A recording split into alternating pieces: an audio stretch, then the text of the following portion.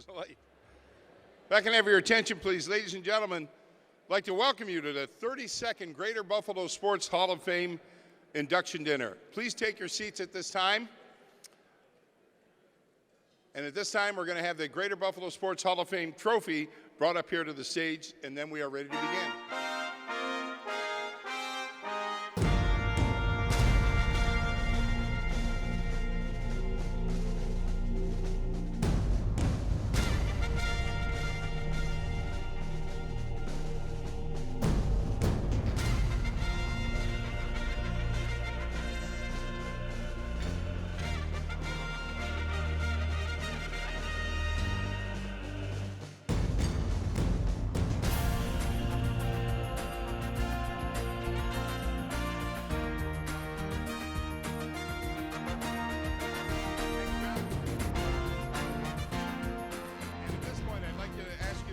Rise. If you can please rise for the presentation of the colors by the Erie County Sheriff John Garcia's Honor Guard.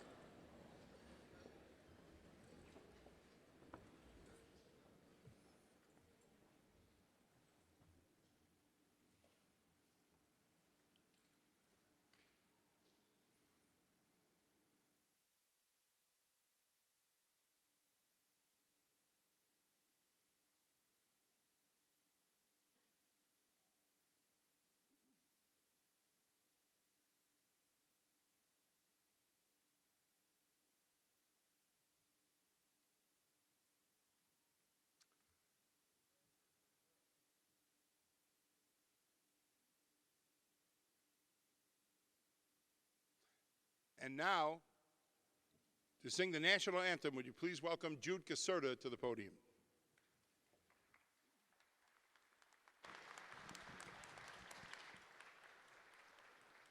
Oh, say, can you see by the dawn's early light what so proudly we hailed at the twilight's last gleaming, whose broad stripes and bright stars through the perilous fight o'er the ramparts we watched were so gallantly streaming. And the rocket's red glare, the bombs bursting in air, gave proof through the night that our flag was still there. Oh, say does that star-spangled banner yet wave o'er the land of the free and the home of the brave?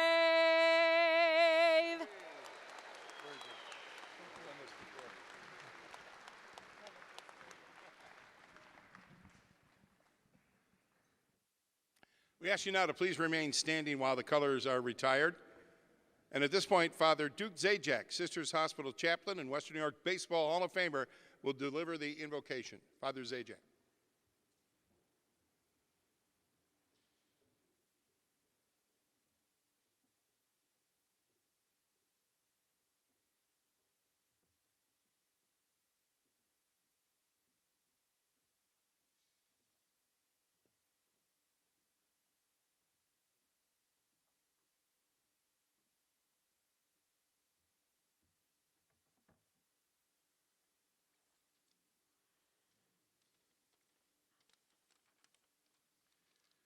Let's bow our heads in prayer. Loving God, we gather here today to honor Jeff Anastasia, Gordon Bucati, Jim Hanley, Bob Kaufman, Cora Livingston, William Doc McMahon, Ryan Miller, Jim Nowicki, Emily Reagan, Susan Shelkoff, Tim Wynn, the Cott family, and the Sweet Home Volleyball team, about to be inducted to the Greater Buffalo Sports Hall of Fame. We're grateful for their skills and talents and abilities in leadership which prompted their being selected as a member of such an august body of prestigious individuals. We're grateful for their magnificence which electrified us, their accomplishments which thrilled us, their incredible feats that astounded us, not to mention the wonderful memories which they generated, and the championships that made us proud, as well as all the good they've done and the joy they've provided for the great many who benefited from what they had set out to do. We're especially grateful for their coaches, their parents, their siblings, their spouses, their friends, their fellow teammates, their trainers, the school officials, without whom they never could have achieved the success that warranted today's honor. As we listen to what prompted their selection to this year's Hall of Fame, let us be mindful of the hard work, the dedication, the study, and the perseverance which lied behind it. Mindful, Lord God, of the part you played in gifting them in the way that you did. Mindful as well of those often overlooked when it comes to the production of greatness, those upon whose shoulders our inductees happen to have stood, those whose work behind the scenes made what they did possible, those from the world beyond that served as their inspiration.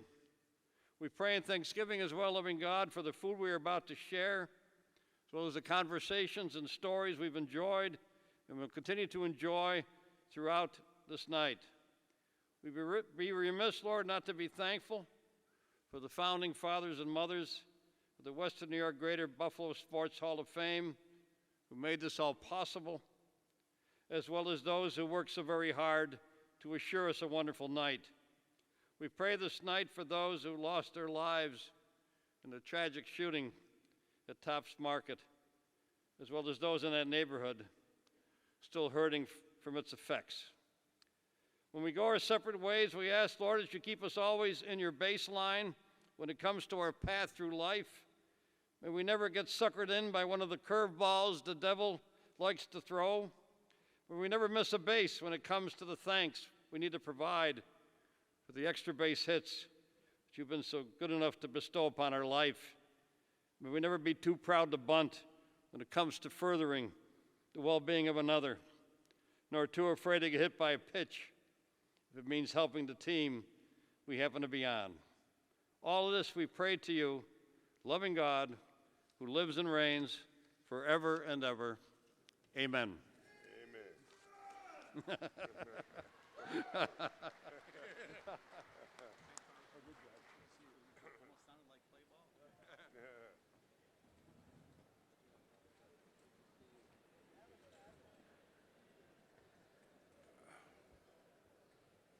I'd like to remind you at this point that the silent auction is going to close at 7:30 tonight, so not that far away. Along with the raffle, the auction can be accessed by using your smartphone and the QR codes on the tent cards on the table. So feel free to have a look at it. The silent auction and the raffle will close at 7:30. There's an amazing amount of items out there. I just put in a bid on an amazing Calvin Murphy photograph out there. Please, no one else bid on it.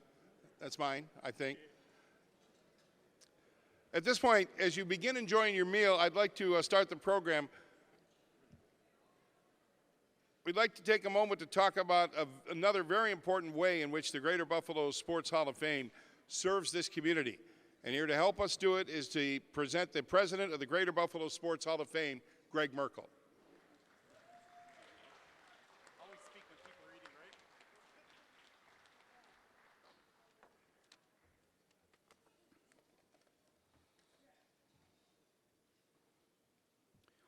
Thank you, Murph. Good evening, and congratulations to the class of 2022.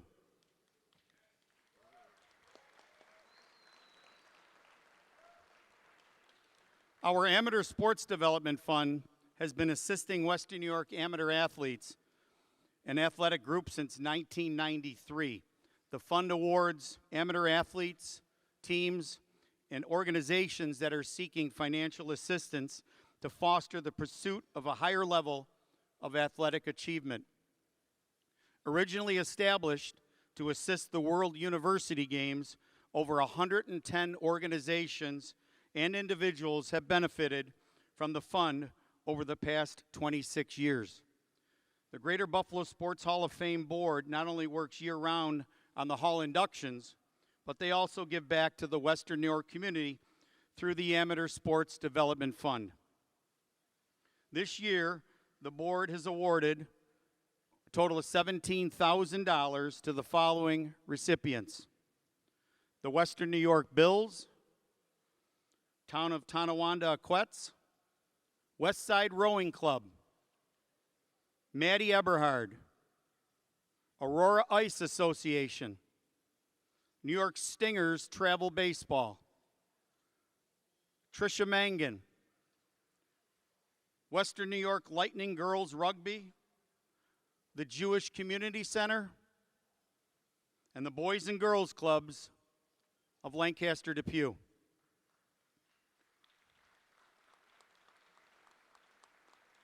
We want to thank the Ralph C. Wilson Foundation and everyone here for the support of the Greater Buffalo Sports Hall of Fame and the Amateur Sports Development Fund. If I could, while we're all eating, can I ask all veterans that have served, please stand. Anybody who has served this country, please stand. Thank you so much for your service.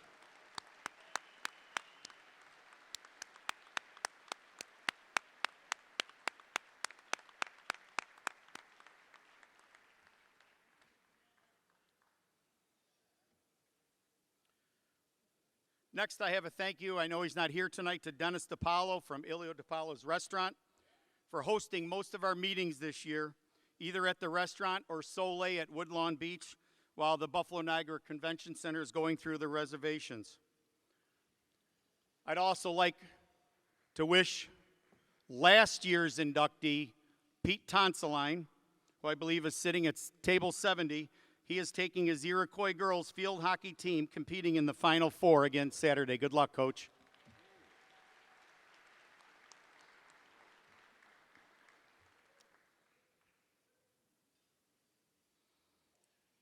Also like to announce one of our sister organizations that's here tonight. From the Buffalo Music Hall of Fame, President Anthony Casuccio and Vice President Tom Lorenz. Thanks, guys. You guys had a great event as well. Please take a look at the programs that are on your table and read the amazing, amazing backgrounds of our inductees and their thank you pages as well. I would like all of our Greater Buffalo Sports Hall of Fame board and honorary board members to please stand.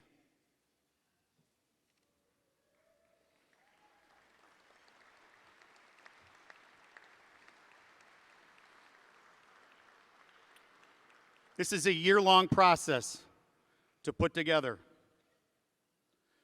This is my last induction dinner. John Maddock will take the reins and do one heck of a job. I want to thank the board so much for having my back and supporting this relevant and worthwhile organization. I am both grateful and honored. How about a round of applause for these fine people, please?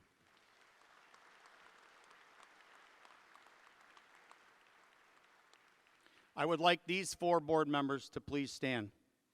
Ann Brooker, Paula Bogdan, Jude Caserta, and Andrea Ball. These four people have given up basically their day job to do this. And the last month has not been easy, even up till today, taking ticket orders. I want to thank the four of you so much for making this happen. Thank you and congratulations. We have a couple of partnerships that I'd like to announce. Encore Golf, you may have seen their display out here. Buffalo-based golf ball manufacturer. We received approval from 2022 inductee Ryan Miller to use a joint design on their golf balls and donate $5 per dozen back to the Greater Buffalo Sports Hall of Fame, which will go back to the Amateur Sports Development Fund to give back to the community. Thank you both, Ryan and Encore Golf.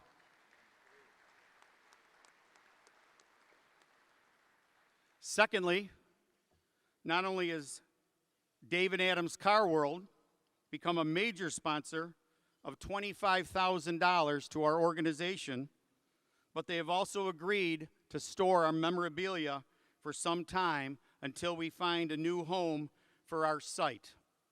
I want to thank Dave and Adams. I believe Brian Sampson is here representing them at table 10. Brian, thank you so much for your organization. Ready? We have a great program tonight with this class being inducted. Did I say? Sorry. We also have the Dick Gallagher Legacy Award recipient, our Team of Distinction Award recipient, honoring the Sweet Home Dynasty volleyball teams. So sit back and enjoy. I'll send the program back to our MC tonight, John Murphy.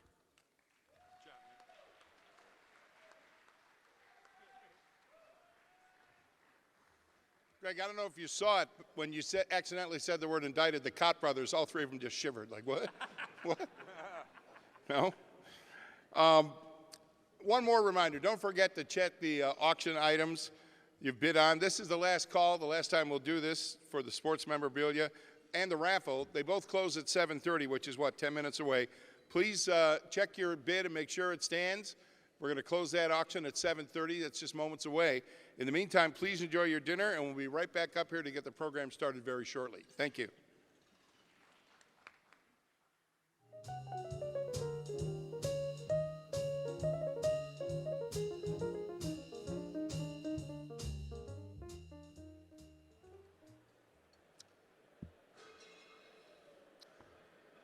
Ladies and gentlemen, at this time I'd like to ask our board members from the Greater Buffalo Sports Hall of Fame to help us assemble the Hall of Fame members to the left of the stage. So all the board members who are going to help with this, assembling the Hall of Famers to the left of the stage right over here.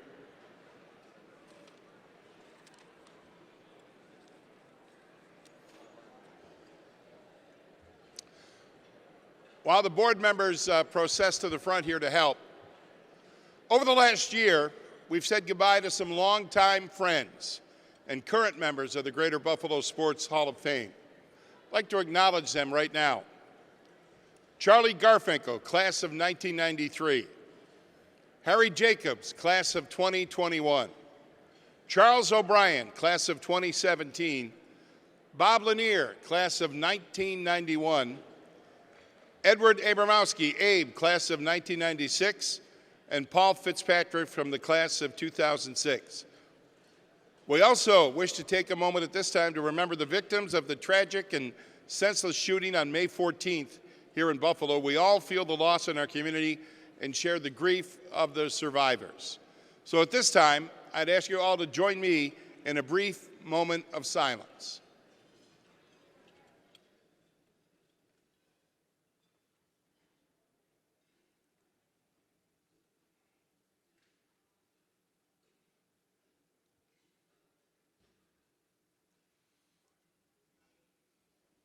Thank you. The Dick Gallagher Memorial Award was created to honor the legacy of one of the most amazing individuals to enter and be a part of the Western New York community. Greg, will you do the honors, please?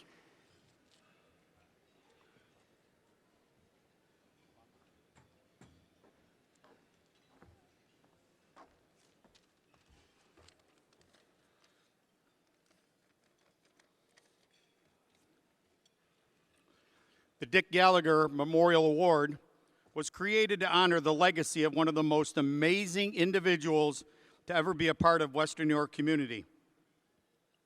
Anyone that knew Dick would tell you that he was humbled by the recognition and was appreciative that others with his same values and commitment to Western New York sports would be honored annually. Dick was a simple man who always believed in what good he could bring to others, especially to the youth of Western New York, and he also served on our Greater Buffalo Sports Hall of Fame board. On behalf of the Greater Buffalo Sports Hall of Fame, the Dick Gallagher Legacy Award Committee, and the Gallagher family, we are pleased to recognize this year's honoree, the voice of the Buffalo Bills, Mr. John Murphy.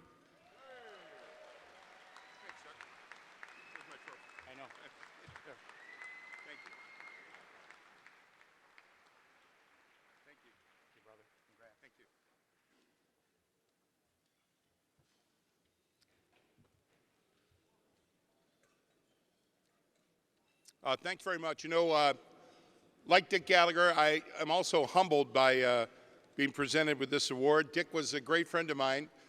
I reached out to him back in the mid-'80s when I just had begun hosting the old Stan Barron radio show, One-on-One Sports we called it, and we needed a Thursday night guest to kind of set the table for high school football talk for the upcoming weekend, and Dick Gallagher was there. Already had begun publishing his weekly newspaper, and he was a natural for it. We remained close and remained friends for 35 years. We didn't talk about high school football all the time. We would meet and talk about life and families and friends, and I consider myself blessed to have known Dick for so many years and to be a friend of his. He was selfless. He was, of course, humble, and I think he reminds all of us in his legacy that there's much more to the Western New York sports landscape than just the Bills and the Sabres, much more. We're going to honor some of that tonight, but Dick Gallagher, to me, was a guy who personified that, and I am truly honored to accept the Dick Gallagher Award. Thank you very much.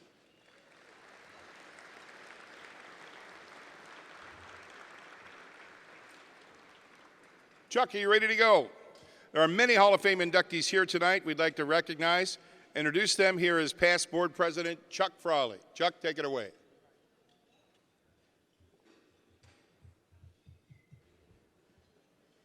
Okay. Are we on here? Okay, we are. You're on. All right. Well, we have got an introduction of our prior class of inductees, and let's start bringing them over here. First, we have Stacy Watt, All-American shot and discus. I don't need that. No, I know most everybody. Yeah, just could you gather just along here? We'll get everybody together at the end. And keep coming. Pat Monty, LaSalle High School basketball coach, and Tim Wins, our inductee tonight, high school coach. Bud Carpenter, Buffalo Bills trainer. Ralph Galani, I know Ralph. Ralph Galani, ECC athletic director. Pete Tonseline, field hockey, soccer, and hockey coach from Iroquois. Jim Horn, UB basketball star. Don Gilbert, UB and CFL football star. Milt Northrup, Buffalo Bills sports writer. Fred Hartrick, coach and administrator from Buff State. Dick Beer, basketball coach from Buff State. Wally Hucknow, Jamestown football coach. Len Jankowitz, Lancaster coach and administrator. Dave Hryn, archery champion. Dan Bazzani, Niagara Falls basketball coach. Benji Blumen, all-around athlete and official from Buff State. Dorothy Jones, basketball star and referee. Willie Hutch Jones, another basketball star. And Sally Cuss, the leader of tonight's team of distinction, Sweet Home volleyball coach.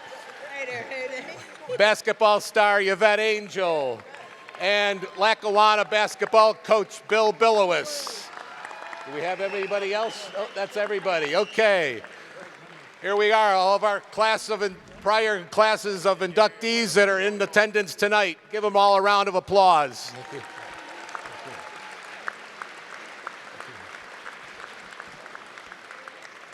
Back to you, John.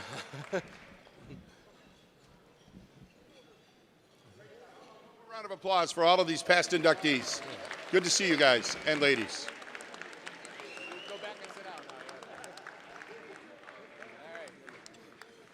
Ladies and gentlemen, we're going to start the induction ceremonies for this year's class in just a few moments. I'll be back here in a few moments to begin the formal program. Thanks very much.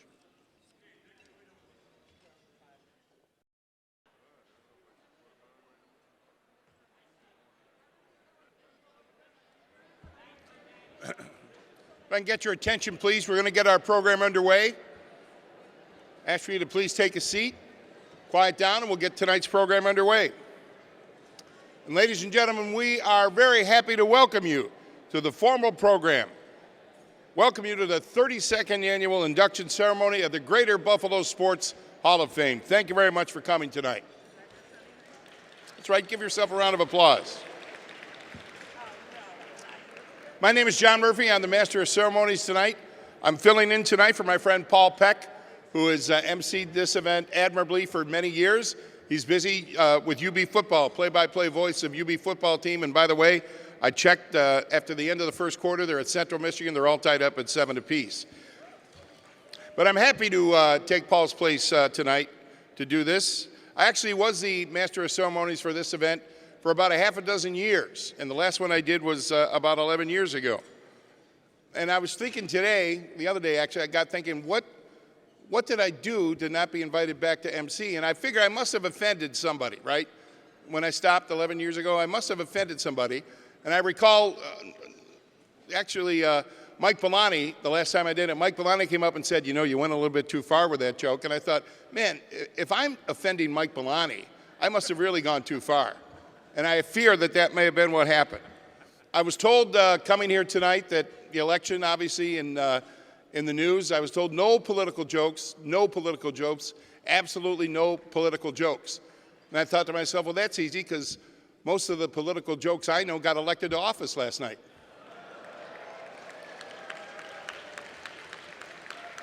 I was, like many of you, I think I spent last night watching the election returns, and I'm kind of interested in that, and watching the election returns last night, and I got thinking, this is kind of like when you're in grade school and you have a joint project with a bunch of your classmates. You all have one project and you send it in and you're waiting to get the grade. I said, I kind of feel like that. I mean, I know what I did in the election. I just don't know what these other assholes did. And so you're kind of at the...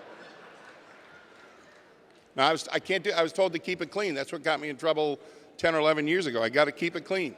Even in an induction ceremony that features a female professional wrestler, I have to keep it clean.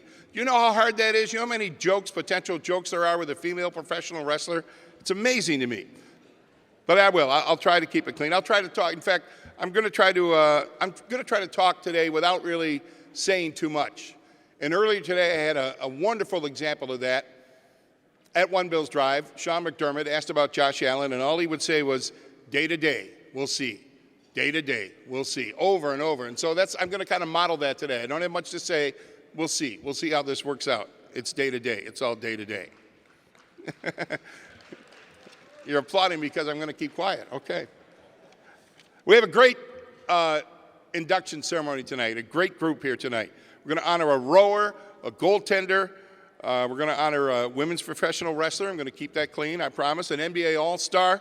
We're going to honor a race director, a golf tournament director, an equestrian expert. We're going to honor a college basketball and high school basketball star. We're going to honor a family of some of the greatest athletes in Western New York history, the Cott family. We're going to honor coach and administrator. They're all deserving. They're all worthy. And they're all deserving of your attention and your support tonight. So we begin the 32nd year of induction to the Greater Buffalo Sports Hall of Fame. And I'm going to start by introducing you to the folks who are up here at the head table. I'll go from this way to this way, from your left to my right. And I'll start with a two-time Western New York Basketball Player of the Year. We're happy to have Tim Wynn here with us tonight. Timmy?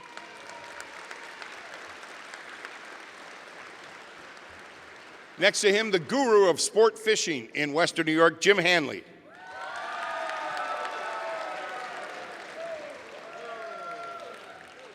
And then we have an Olympic gold medal winner in rowing, Emily Regan.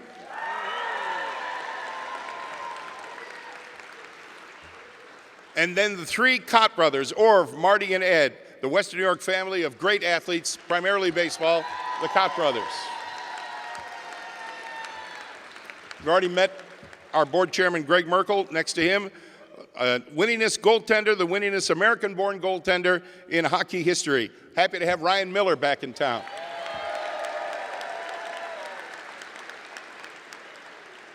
Next to him, the race director for the Subaru 4-mile chase and longtime basketball official, Jim Nowicki.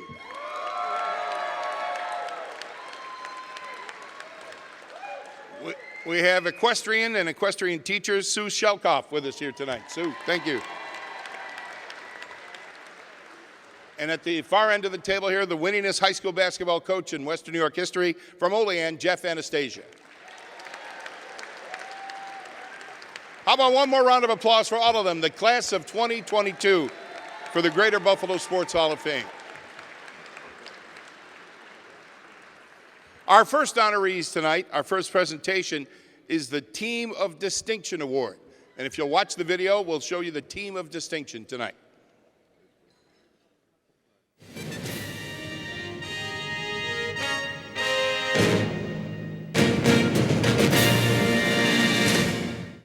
When it comes to prolonged dominance, it would be difficult to match what Coach Sally Kuss and her Sweet Home High School girls volleyball teams accomplished over a 22-year period. The squads accumulated a staggering overall record of 792 wins, 29 losses, and had a 292-match undefeated streak spanning 10 seasons from 1978 to 1987. That streak was the longest win streak in American sports history at the time it came to an end, and is still the nation's longest winning streak in girls sports. During Sweet Home's remarkable run, they won 15 consecutive New York State Far West regional titles, 20 consecutive Section 6 Class A championships, and earned numerous top 20 national rankings starting in 1990. The 91-92 team was the number 1 ranked high school girls volleyball team in the country. In 1996, Sweet Home was recognized as the nation's best in the sport's 100-year history by Volleyball magazine. Their dominating success has earned the Sweet Home Panthers high school girls volleyball team this year's Team of Distinction recognition in the Greater Buffalo Sports Hall of Fame.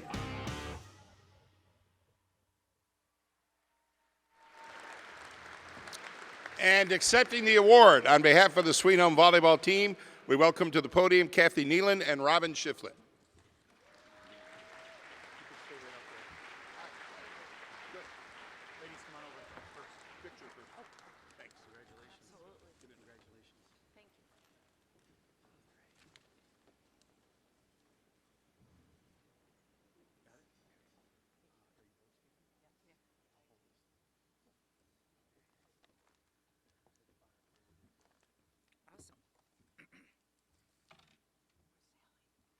Hi, my name is Kathy Nealon.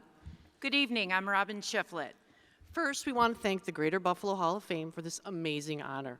We are all very grateful and proud that you have recognized our program as one of distinction. We played volleyball at Sweet Home in the 80s.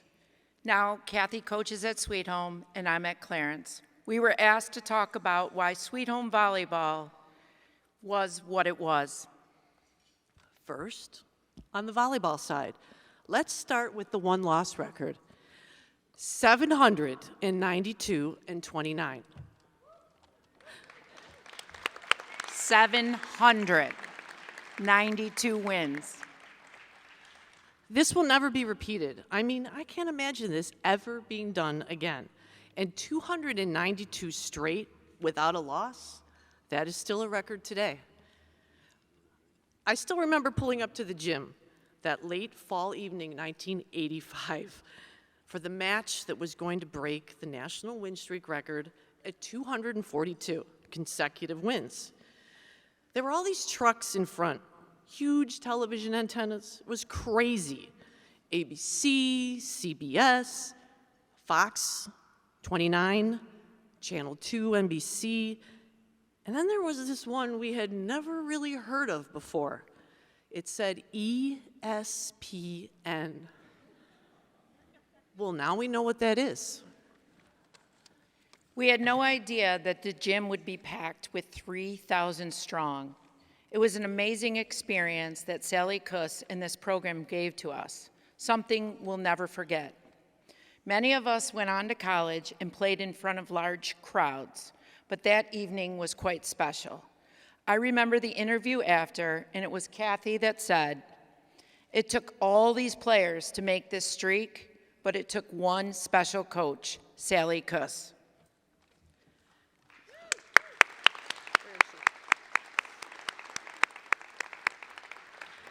Next, how about the more than 70 Division I full scholarships? Yeah.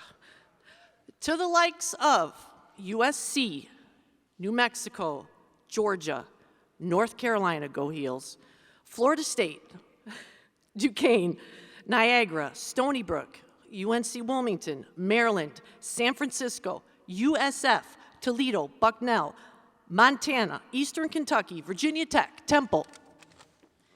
You might be getting tired and bored of hearing all these colleges. You need to remember all these individuals got a full scholarship. That's hundreds of thousands of dollars from that small program at Sweet Home High School. The list continues. Ohio State, West Virginia, Louisville, Northwestern, San Jose, Syracuse, Central Florida, Akron, Providence, Penn State, Virginia, Yukon, St. Bonaventure, Georgetown, and Eastern Michigan.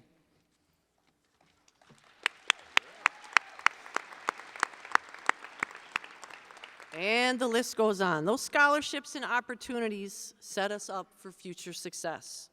Now, in order to get those scholarships and be successful on the court, we had to practice. Many of us are coaches now, and getting 2 really focused hours out of kids for practice can be difficult. Not then. Sally came up with the best practices. They were all very competitive, and we would compete with each other, against each other, but always for each other. Practices were 3 hours. Net up by 3, and we didn't stop until that 6 o'clock bell rang for the bus. We all remember that. We could have stayed and played for hours after that. Okay, how many times do we have to sprint to the bus because we played just a little bit longer? It was said that in the 90s, Little Sweet Home High School volleyball was named #1 in high school programs in USA Today. It continued for years to come. We were right there at the beginning of Title IX, and Sweet Home Volleyball really catapulted women's volleyball into this area and into the limelight. These are opportunities all these young women in front of me are grateful for.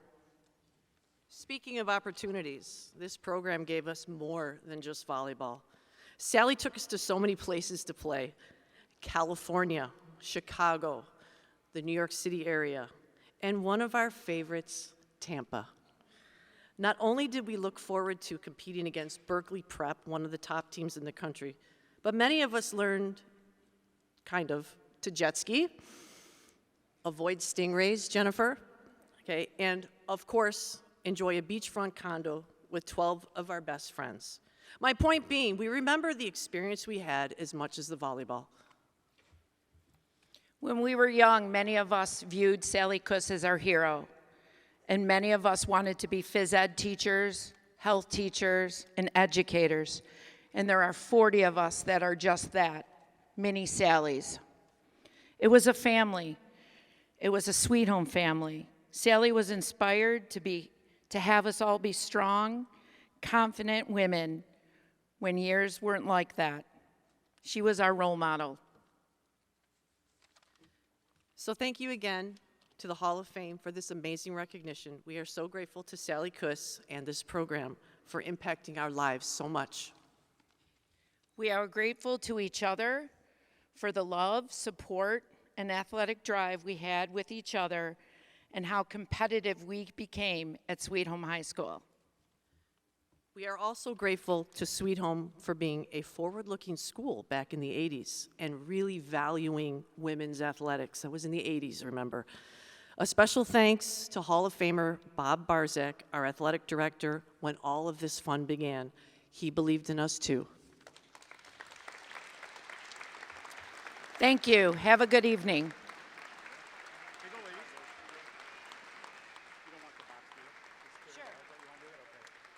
I love a good box.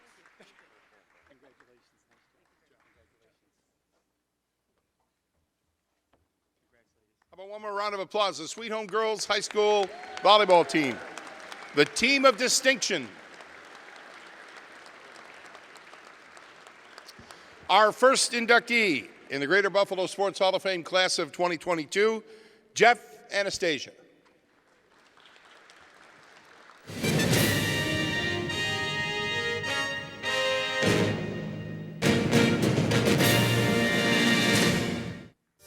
Jeff Anastasia was born in Olean, New York, graduated from Olean High School, and became the winningest coach in Western New York high school basketball history at Olean High. Anastasia began coaching at Olean High School in 1983, working with freshmen and the junior varsity until 1987, when he took over the reins of the varsity team and began a run to a record of 602 wins, 139 losses, an incredible winning percentage of 81%. In his 32 seasons of coaching, the Olean Huskies teams won 21 league championships, 14 Section 6 titles, made 12 trips to the regionals, 7 appearances in the Class B Final Four, and won 2 New York State championships in 2008 and 2016. The 2015-16 team set Olean High School records for most wins and most consecutive wins in school history, with 28 in a row. Anastasia retired in 2019 with an active 78-game home winning streak.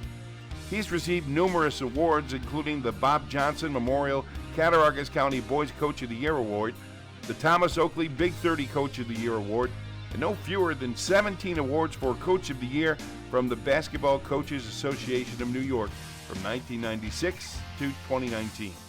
He received the City of Olean Service to Youth Award and was awarded the Section 6 Coaches Sportsmanship Award and the BCANY Lifetime Achievement Award in 2019. Anastasia had opportunities to move up to the next level as a college basketball coach, but he loved working with high school age student athletes and was able to combine his love for teaching kids with his passion for sports. And though winning was very important to Anastasia, it wasn't the only thing. Near the end of a hard-fought and physical state semifinal game that Olean was about to lose, Coach Anastasia insisted on this from his crestfallen players. "I want nothing negative said to the other team, no matter what is said by them. We take the high road. We show class. We show character. That is who we are." For his accomplishments, Anastasia has been inducted into the New York State Basketball Hall of Fame. That happened in 2016. The Cattaraugus County Hall of Fame, and the Olean High School Wall of Fame. Tonight, Jeff Anastasia is forever enshrined in the Greater Buffalo Sports Hall of Fame. And sponsoring Jeff's induction, the Olean High School Boosters, represented by Steve Anastasia, and Gunther Funeral Home, represented by Joe Gunther.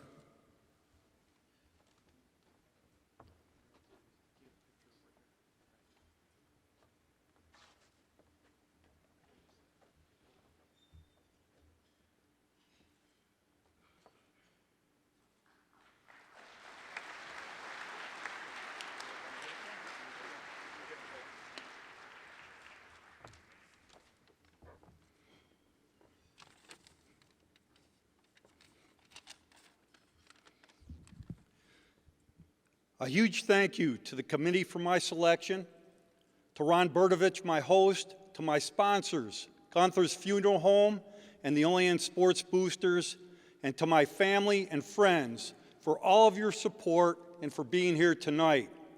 Also, a huge congratulations to all the other inductees, past and present. I was selected into the New York State Hall of Fame in 2016 after winning the state championship.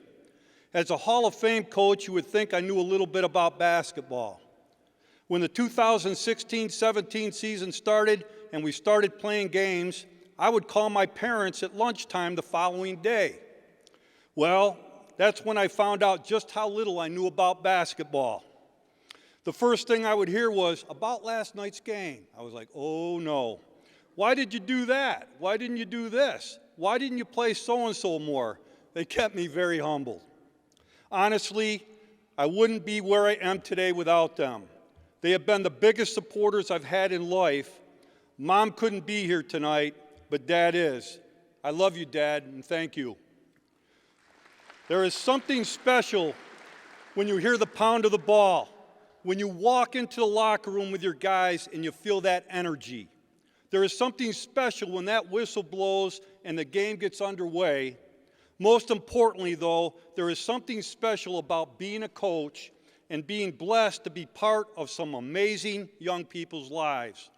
For over 40 years, I coached in some capacity. During that time, I watched young men push themselves, overcome adversity, and grow into some pretty amazing men. Coaching is not easy. It's a calling. it takes commitment, it takes sacrifice, and you never coach alone. You're only as good as those around you. At Olean, we have a saying, it takes all the Huskies to pull the sled. You need people around you who you can bounce ideas off, people who will push you, challenge you, and bring out the best in you. And I was very lucky to have that at Olean. With every player that I coached, I always wanted them to walk away from the game knowing a few things. Be true to yourself. Control what you can control. How you carry yourself matters because you never know who's watching. Show respect, keep things in perspective, and always know I'm here for you and I love you. Coaching is also about relationships, and I've been blessed by the relationships that I've had with my players. One player in particular is Charles Perry, who came to Olean his sophomore year from the Randolph Children's Home. He wasn't blessed to grow up in the same loving environment that I did, but when he came to Olean, he became part of my family. He called my mom, Mom, my grandmother, Gram, my aunt, his aunt, and he called my dad, Pops. We shared many unforgettable moments on the court, including Olean's first sectional championship in over 25 years. More importantly is the off-the-court memories that have meant the most. One moment my family will never forget is when Charles sang to my mom at my parents' 40th wedding anniversary party. This touched our hearts, and he still checks in on my parents to this day. This past October 15th, my whole family was able to watch Charles get married on a live stream he set up for us. Charles, you were a great basketball player, but I want you to know you're by far an even greater person. I'm so proud of the man that you are today. He came in from North Carolina. Charles, could you please stand?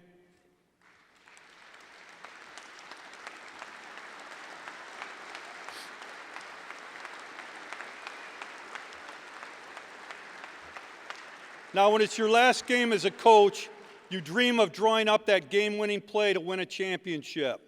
And in my last game, we were playing in the state Final Four, and as the final seconds ticked off the clock, I didn't have that opportunity. The game was out of reach, and it was a hard-fought and emotionally charged game. So for the last time, I bent down and I talked to the team about how we carry ourselves and about staying true to who we are. And as the game ended, we walked through the handshake line the right way. There were tears, but we held our heads high, and we could say, win or lose, we were proud of who we were and what we had accomplished. And that's what coaching is. Yes, we love the competition, but it's about helping our athletes become successful in life. Those gifts are greater than any win you can possibly have, and I want all of you to know that in one way or another, you are a coach. You affect those around you.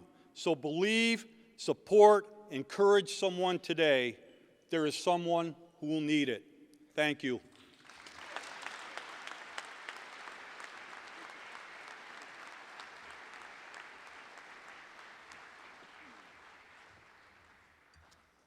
Our next inductee in the class of 2022 is Cora Livingston.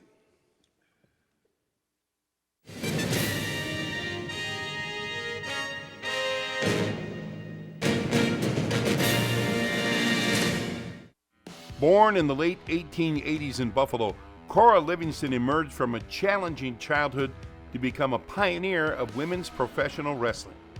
After her parents died when she was young, Cora was placed in a Catholic orphanage where she was raised by nuns.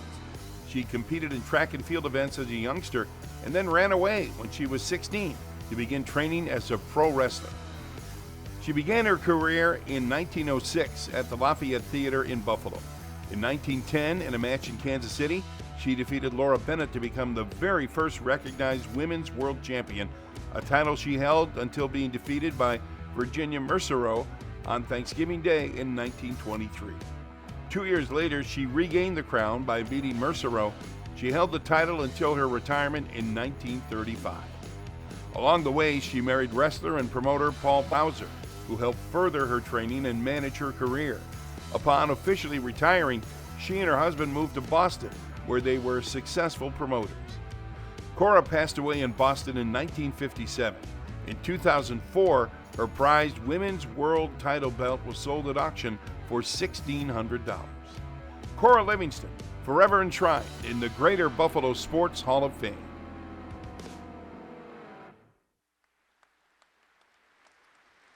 Sponsoring Cora's induction is Personius Melbourne LLP, represented by Rod Personius.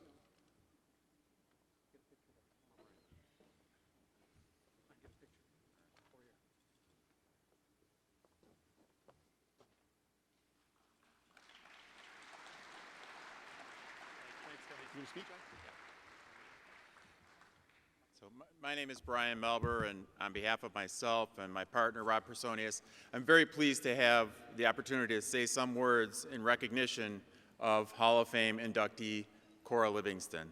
As we just heard, Livingston was a pioneer in women's athletics, a true champion in every sense of that word.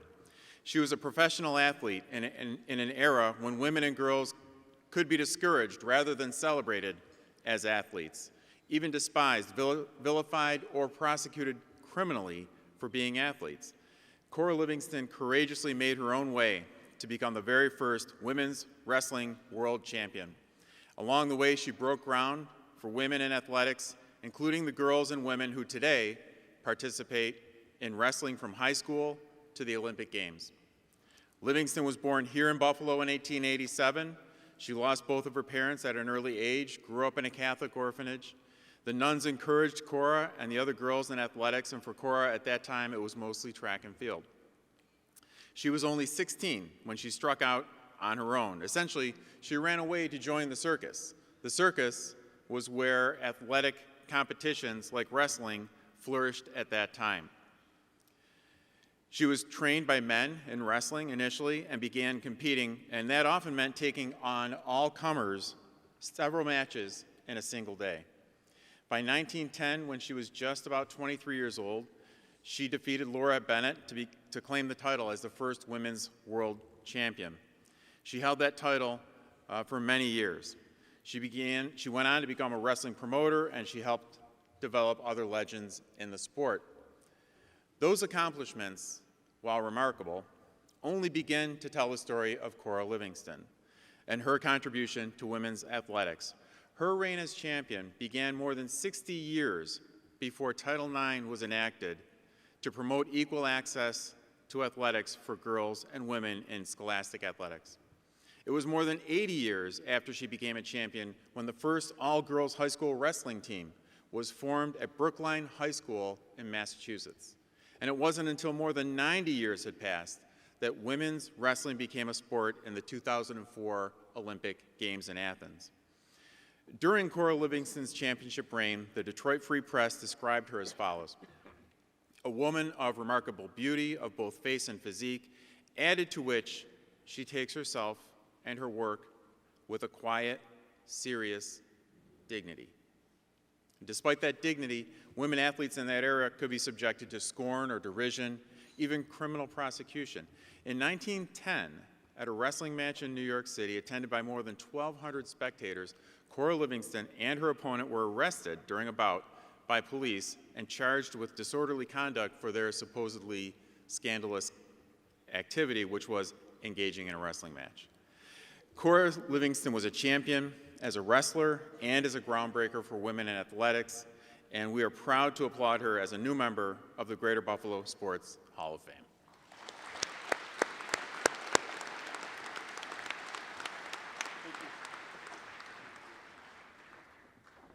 Our next inductee in the class of 2022 is Tim Wynn.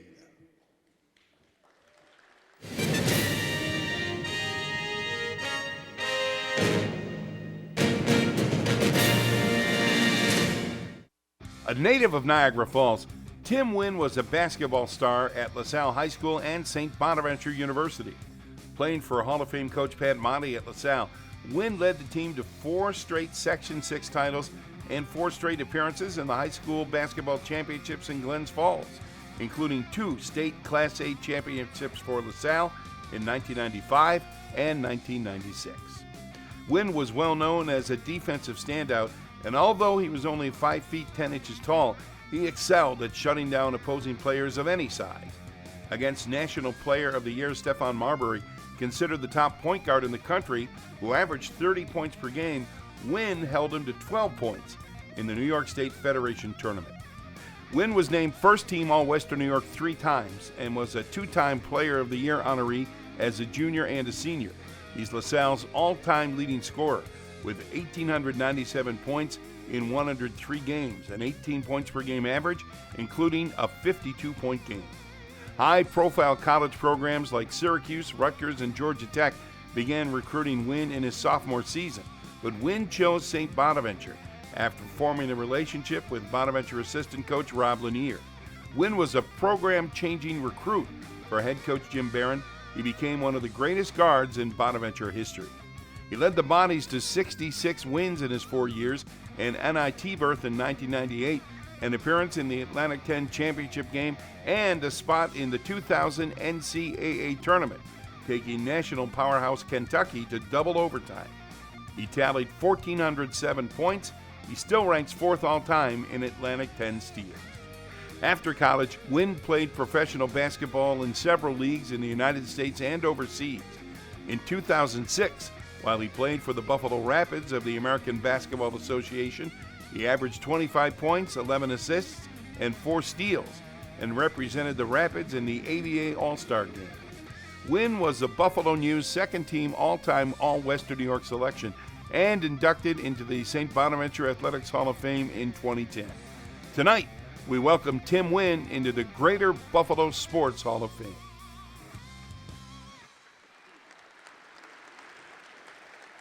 And sponsoring Tim Wynn's induction, St. Bonaventure University, represented by Joe Manhertz, Athletic Director.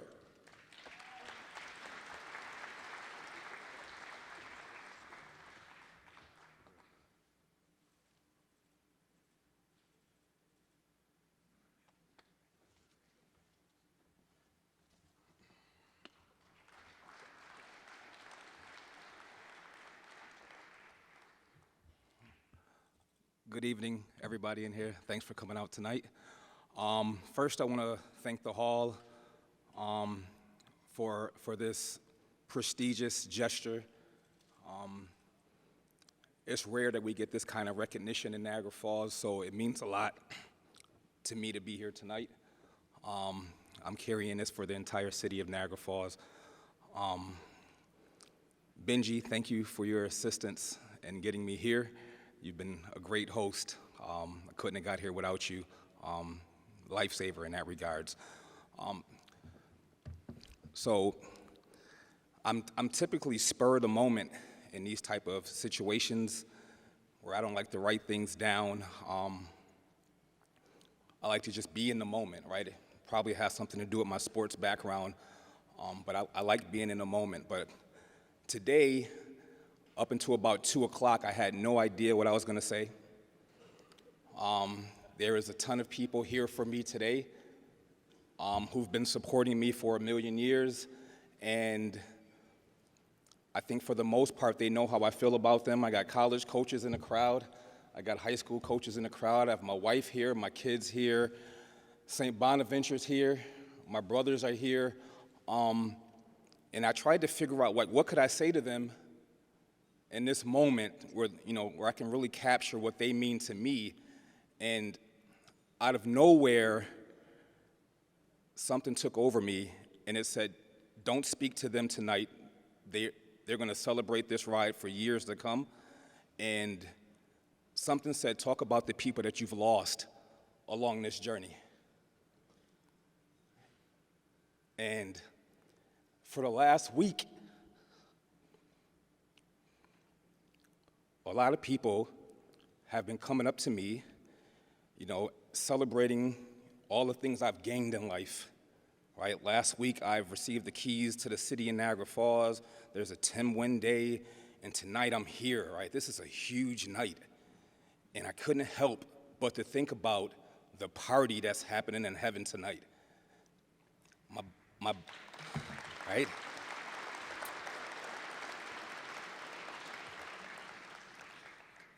My biological father, Michael Hicks, the average conversation in my hometown is he's one of the greatest athletes to come through Niagara Falls. I've never had a relationship with him, but I'm sure it's in my blood. I'm sure that his athleticism is running through me, and it's part of the reason why I'm here, right? So shout out to my biological father, Michael Hicks. I lost my step-pops a couple years ago, and Johnny Laurie is his name. The day that he married my mom, it changed our lives. It was life-saving for me. Up until that point, I didn't have a real father figure, so I finally had someone in the house to teach me how to be a young man, and it changed everything for me. So shout out to Johnny Laurie. I know he's up there celebrating. I lost my godfather the second year I became a professional basketball player, and the day that he entered my life, it took me from where my stepdad had me to another level. He taught me how to be a gentleman. He taught me how, when I walk into a room, to make sure that my character shows up first. Like, none of these things are basketball related, but they help me in my basketball world. And again, Quincy Saunders, right? He's no longer with us, but I'm shouting him out tonight. Willie B. Gaynor is my wife's father. He passed away after, like a couple years after meeting my wife, and he's one of the smartest men that I ever met. One of the most impactful moments of my life is when we were having a baby shower, and I remember I had just asked him, could I marry his daughter? He said yes, and when I dropped down to my knee to propose to her, he started crying right along with me. And I just feel like life kind of cheated me in that relationship, and I can't imagine how much smarter I would be if he was still here today. So shout out to Willie B. Gaynor. Margaret Wynn, that's my grandmother.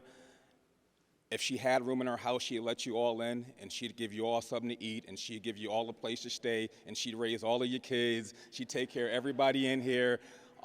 She's just the epitome of the strength that's in me. She gave that to my mother, and now I'm next in line. Shout out to my grandma, Margaret Wynn. Shout out to my granddad, George Wynn. When I first became a professional athlete, he drove me across the bridge to Canada, and I had to take a flight from Toronto to Saskatchewan, right? Never even heard of Saskatchewan. And I was asking him questions about it. I'm like, Granddad, like, where are we going? And he was like, I don't know, but just make sure you take this sweet potato pie with you, right? Just when in doubt, just have some pie and think about where you came from. Anyway, shout out to my granddad. He's always been there, right? Took care of the entire family. And again, last but not least is Willie Wicks, my grandmother on my biological father's side. She was a school teacher for 30 years in the school system in Niagara Falls, and for me, that was all the example I needed academically in our family. I had an example. I had someone to go to where it was cool to read books around my grandma, right? And in the environment that I grew up in, it's not always cool to be outside reading books. So I had somebody that set that example for me, and it impacted me to this day, right? My sons are nerds, right? So it can contribute that, right, to that background, right? Again, so I wanted to just give shout outs to the people who are not here that I've lost over the years. Obviously, everybody on this side of the room or who's here for me tonight, I love you, right? I think that leaving a legacy is everything for me, right? Leaving a legacy is everything. I'm my mother's son. I'm my wife's husband, and we've had kids, and it's given me the most proud moments in the world to be able to say, hey, I'm also in this Hall of Fame, right? My kids can poke their chest out for the rest of their lives about that, and that's good enough for me. I appreciate you guys. Thank you. All right.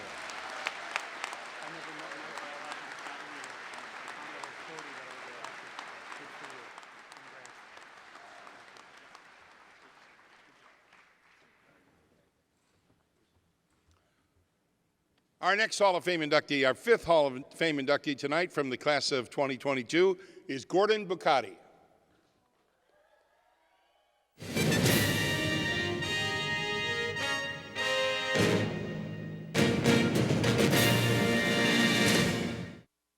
During Gordon Bucati's long and successful career at Lackawanna High School, he was a four-sport standout athlete, a championship-winning football coach, and an impactful athletic director.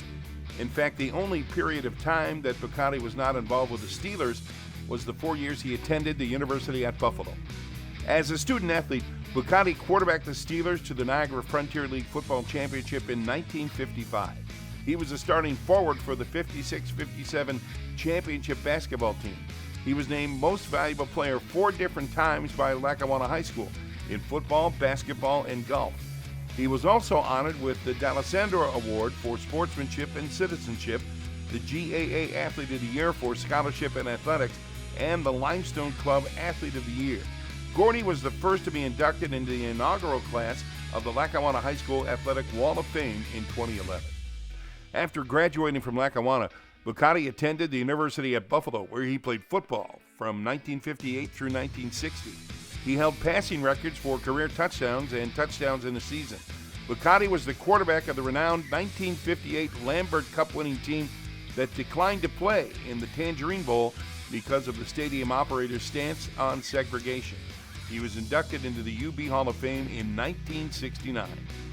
After graduation, Bucati returned to the Steel City and served as assistant coach and then head coach of the football team.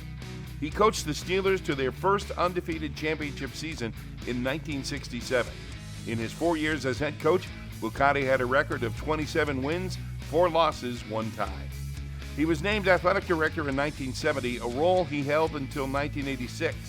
In his leadership role, Bucati coached and mentored many great athletes, including Ron Jaworski, NFL star quarterback and broadcaster, Marty Januszkiewicz, Syracuse University Hall of Fame running back, and Bill Picallo, Boston College Hall of Fame defensive end. Gordy Bucati passed away in 1987, a few weeks short of his 48th birthday. Section 6 honored him by naming the Gordon Bucati Memorial Award for Athletic Administrator of the Year. Gordon Bucati, forever enshrined in the Greater Buffalo Sports Hall of Fame.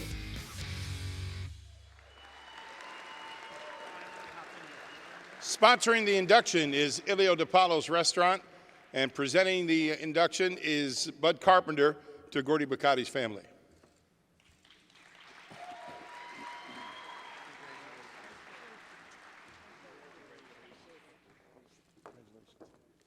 Thank you so much. Hi, I'm Gordy Bucati, and most people don't know it, but my dad's name was actually John Gordon Bucati. He was known as Gordy. And they always say that things tend to skip a generation.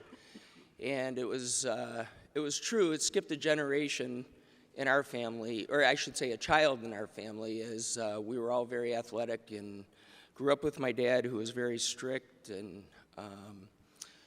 just had a million different sayings from around the house about doing the right thing and everything else like that. And we all enjoyed athletics. It skipped a child in me. I felt like I was always the least athletic in our family, but always enjoyed sports. Some of the fondest memories with my dad were of hunting, fishing.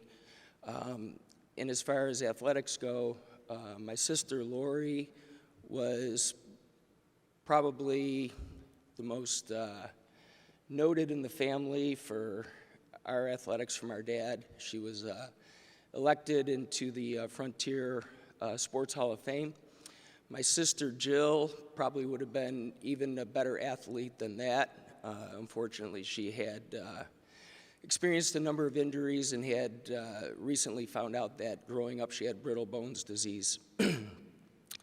My mom, thank God for her keeping us grounded and following my dad around for all those years, keeping his memory alive. We were very young at the time when he died. But the fondest memories we have are probably the stories that my dad shared with us. And some of them were from his brothers and his sisters here, his brothers here, and how they were kind of dragged around the country and followed him through sports. And, you know, the love that he had for his family, his mom and dad and his brothers and sisters, and, you know, couldn't have thanked them enough. If he was here today, the focus would not be about him, but it would be about everybody that's here today that came out to honor him, and he would try to take the opportunity to thank each one of you for being here. Many assistant coaches from Lackawanna are here, football players that he played football with at UB, many of his student athletes that are here today that we heard just heartwarming stories from that my dad probably would not have shared or talked about, because he was not one to talk about himself. He was more about telling you what was possible and what potential you had, rather than focusing on the things that he accomplished. My dad was, you know, just a very, very funny guy, very old school. If he was up here today, he'd be in some checkerboard outfit, and, you know, it didn't match. My mom would have sent him inside the house twice to change before he got up here. And those are the kind of things we remember growing up as a family. Can't thank everybody on the board here, especially Dennis DiPaolo, Chico, who was our representative, for all the efforts that you made to get him in here today. And we cannot express, you know, just how much we've missed him, but how much we've learned about him that we never knew. The accomplishments that he had, many of them that were shown up on the screen here, were not talked about in the home. You know, he never focused on those kind of things. It was always about what our kids were doing, you know, what the high school teams were doing. I still remember one of the championship teams from Lackawanna, everybody coming off the muddied field and going into the high school pool and just muddying it up, but, you know, the celebrations that they have. Growing up in Lackawanna, there were some challenges. Being a young child, I didn't really understand or appreciate them at the time, but having football players in and out of our house, assistant coaches on weekend, watching game films and stuff like that, led me and my family to learn just what kind of a person my dad was. I can't say that we feel cheated, because even in the short time that we had him, we probably had more than most people had, and we are very, very grateful for that. The one thing I would say is, you know, he would take time to thank everybody individually here today. He would be very, very honored, but he would equally thank everybody else that's out there today for allowing him to be up here. Thank you so much. Thank you.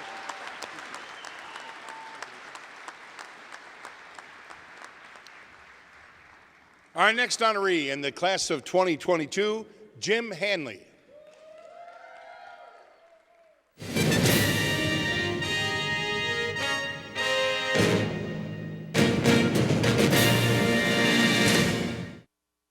The beauty of Lake Erie and the quality of life it affords our region are things that Jim Hanley has known his entire life. A native Buffalonian, Jim grew up fishing on Lake Erie before there was Canal Side, the Outer Harbor, the Spirit of Buffalo, or kayak rentals. In 1978, Hanley transformed his passion into his life's work when he began competing in national bass fishing tournaments around the country. During that time, he became the first captain to guide for bass on Lake Erie. In 1987, he became the only fisherman from New York State to compete in the first ever Bassmaster Elite Tournament circuit. Jim's profession as a tournament fisherman crossed over into 27 states, spanning nearly 3 decades. He hung up his tournament rod in 2005. However, the experience he gained fishing with the nation's best bass anglers served as a catalyst for his charter fishing business, and he became a true ambassador for the area's sport fishery. When he wasn't on the water, Jim provided his expertise in other ways. Hanley supplied fishing tips on WIVB TV Channel 4 and through a live call-in show on the Empire Sports Network. In 1989, Hanley expanded his work when he created the Jim Hanley Northeast Outdoors TV show that aired until 2005. Hosting the program, Hanley was able to share his vast knowledge of fishing with an available audience of 22 million homes. He also hosted celebrity guests, including members of the Buffalo Bills and Sabres. In 1995, Hanley was named the Erie County Sport Fishing Coordinator, and for 10 years traveled the nation and England, bringing tournaments and recreational anglers home to fish the beautiful waters of western New York. Jim Hanley is still going strong, working full-time on the water and serving as a regular expert on what's biting in the eastern basin of Lake Erie and the Niagara River. Tonight, he is one of the newest members of the Greater Buffalo Sports Hall of Fame.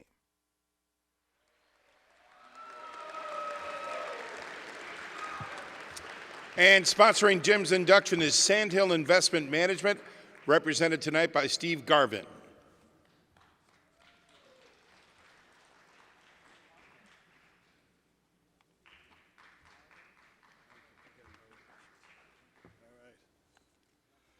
Well, before I get started on my speech, I'd like to tell you a quick story of how I met my wife. She was walking along the Niagara River one day. She goes to take a step, and she hears, "Don't step on me." She looks down, and there's a frog there. She says to the frog, "Are you talking?" "Yes, I'm a talking frog." Picks up the frog. "I can't believe you're talking." "Yes, I'm a talking frog, and if you kiss me, I'll turn into a professional fisherman." She says, "Oh my God, this is amazing." Takes the frog home to her sister on Somerton, and "Debbie, look I found a talking frog." Debbie says, "I don't believe it, frogs can't talk." She goes, "Talk to Debbie." "Yes, I'm a talking frog, and if you kiss me, I'll turn into a professional fisherman." Debbie says, "We got to share this with the world." They called the news. Everybody shows up on Somerton Avenue. The TVs are there.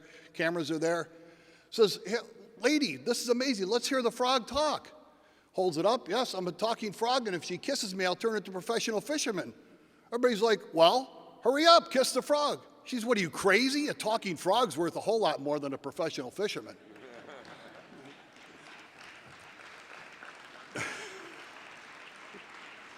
My journey here to accept this great honor began in 1958 at age 6 in the Courier Express when I caught a bigger fish than anybody else had that summer. Began with having a mother who never let me cut a line because untangle it would teach you patience. And besides, she was a depression mom and you simply didn't waste anything. Began with having a dad who, when I stare into his tackle box, I felt like a pirate staring at a treasure chest of gold with all those beautiful lures in there. And I still feel that same way when I look at my box now. In 1978, I joined the Bassmasters Tour and fished with the nation's finest bass fishermen. Many of them took me under their wing and they would say, "You know, Jim, for a Yankee, you're not a bad guy." And they said, "You know, with your crazy personality, you probably make it in TV too." So I did that. And for 17 years, Jim Hanley's Northeast Outdoors appeared in 22 million homes all across the nation. I've had three surgeries on my right arm from casting 2,000 to 3,000 times a day in 25 years of competition. Yes, fishing can be an extremely hard sport on the body, but it can also be as simple as a kid in a backyard at Grandpa's pond. Fishing tournaments and pros have gone from making thousands of dollars a year to making salaries equal to those in the NHL. It's not just a sport, it's an outdoor recreation that allows for special bonding with families and friends. I've been fortunate enough to experience almost every facet of the sport, fish with scores of athletes, some of them are here tonight, rock stars, congressmen, and if it wasn't for what dropped cell phone signal in the middle of Lake Ontario, I would have shared a fishing story with the president. I've had 4 generations in my boat who laughed all together trying to beat Grandpa, who was 92 years old. It brings fathers and sons together. I remember my dad putting his arms around me when I was a kid, helping me reel in a fish. And right before he'd passed, I put my arms around him and helped him reel in for his last fish. It's important to note that more people fish than play golf and tennis combined. Nationwide, it's a $200 billion industry, and it's a $7 billion industry for our Great Lake here for 4 states that surround it. An unusual aspect of fishing with both men and women is that 90% of the time, women catch the biggest and the most fish. So I asked my wife one day, "Chris, how is it that women catch bigger and more fish?" She said, "That's simple. Both men and women have the same organ, our ears. We simply listen better." Fishing is really not about putting fish over the gunnel. It's about the memories and the hopes and the stories of the fish you caught, and they get bigger each time you tell the story. My list of thanks is a long one. My wife, Chris, my kids, Maddie, Luke, and Holly, my parents, my sister, Bob Rich, Steve Garvin, who just gave me away, and this table full of amazing friends and family who helped me along the way. This is really a dream come true, and I am so honored to be here. So I would like you to indulge me before I go and help me honor all those people who never would have a chance like me as a fisherman to be up here. So the many years that I've been on the Sabres crew, I would hear, Cody, score a goal, or Miller, stop some coal. Sorry for the bad impersonation, RJ. So I would like you to join me. We're going to do a 5-word honor the fishermen. We're going to do cast, retrieve, and set the hook. So join me. Cast, retrieve, and set the hook. Cast, retrieve, and set the hook. Thank you. 7 seconds to spare.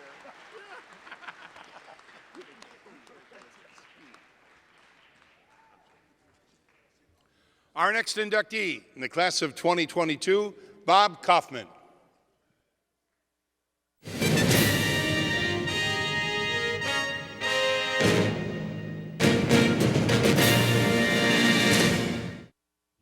Born in Brooklyn in 1946, Bob Kaufman joined the Buffalo Braves in 1970 after spending single seasons with Seattle and Chicago. Kaufman was one of the Braves' first transactions when they grabbed Bailey Howell during the expansion draft and immediately traded him for Kaufman. Bob played 4 seasons with the Braves, averaged 16 points, 9 rebounds, and 4 assists over 306 games. Kaufman averaged over 35 minutes per game in his first 3 seasons before his role diminished during his final year in a Braves uniform. During those first 3 seasons, the Guilford College All-American averaged over 20 points and 10 rebounds per game, producing season-long double-double averages those first 3 seasons. He became the first true star to wear a Braves jersey. Kaufman had some spectacular moments representing Buffalo. He tallied 35 points in the Braves' first win against a non-expansion NBA team. His best game came in January 1971 when the 6'8" Kaufman put up 44 points against Kareem Abdul-Jabbar and the Milwaukee Bucks. A 3-time All-Star for Buffalo, Kaufman's tenure in Buffalo ended when he was selected by the New Orleans Jazz in the 1974 NBA expansion draft. He played 1 more season before embarking on an administrative and coaching career in the league. He passed away at the age of 69. Former Buffalo Braves Randy Smith and Bob McAdoo preceded him, and tonight Bob Kaufman joins them in the Greater Buffalo Sports Hall of Fame.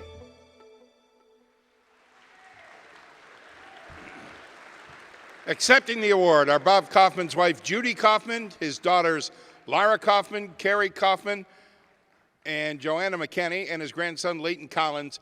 And sponsoring the induction is John Boutte.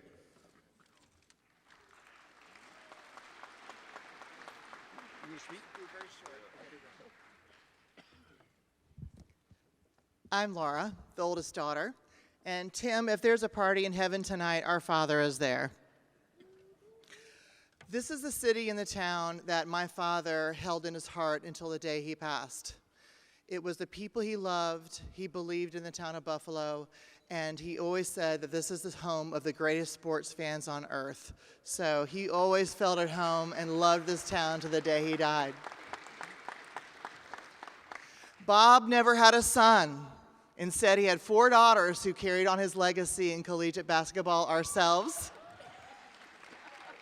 Case in point. Yet each of his daughters has had a son since then, so maybe it just skipped a generation.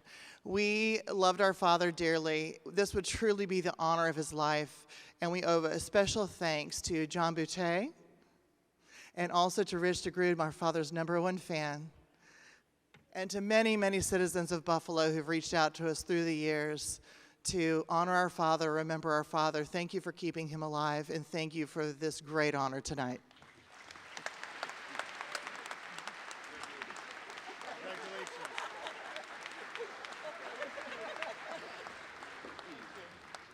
Our next inductee into the class of 2022, Susan Shelkoff.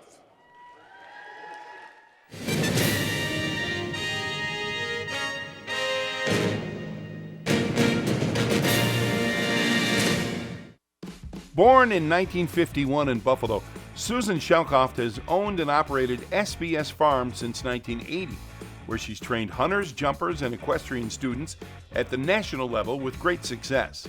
Over the years, she's trained 7 National High Score Award horses out of the Buffalo Therapeutic Riding Center and has been a top national horse show judge for over 25 years.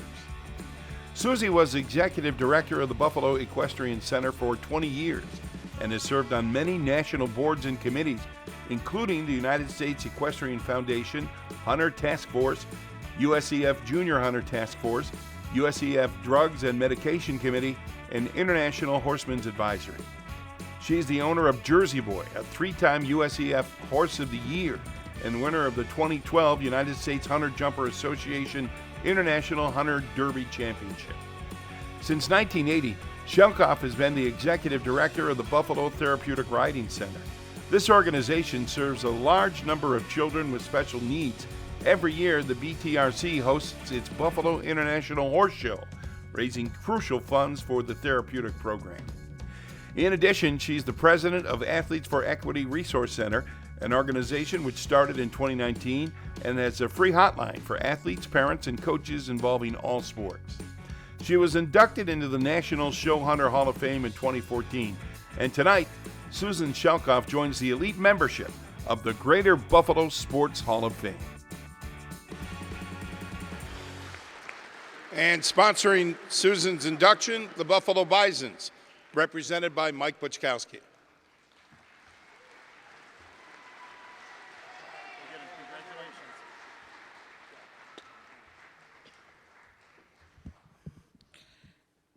What a wonderful honor to be inducted into the Greater Buffalo Sports Hall of Fame, especially to be inducted with this group of amazing individuals. Thank you for all the wonderful work this organization does to highlight Buffalo sports. All of us are lucky to live in Buffalo because of its sports history. Hockey, rowing, baseball, lacrosse, boxing, basketball, and of course our amazing Buffalo Bills. My parents were very involved in sports in Buffalo. My father was a director for the Buffalo Sabres from the very beginning. My mother's father, Charles Murray, was a great sports writer. Horses have been part of my life at a very early age. I started at the Buffalo Therapeutic Riding Center, which was then known as the Saddle and Bridle Club. It is such an honor that I'm being inducted in 2022, which is also the 100th year for the Buffalo Therapeutic Riding Center.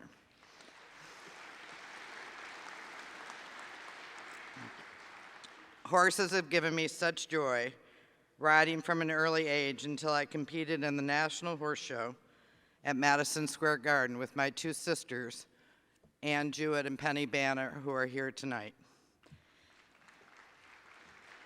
After starting SBS Farms in 1980, I was able to train top horses and riders to numerous national awards.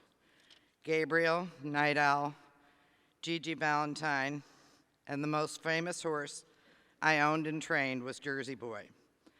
Riders and owners who placed nationally from Buffalo, who started at the Buffalo Saddle and Bridle Club, Lauren Joya and Helen Lenahan.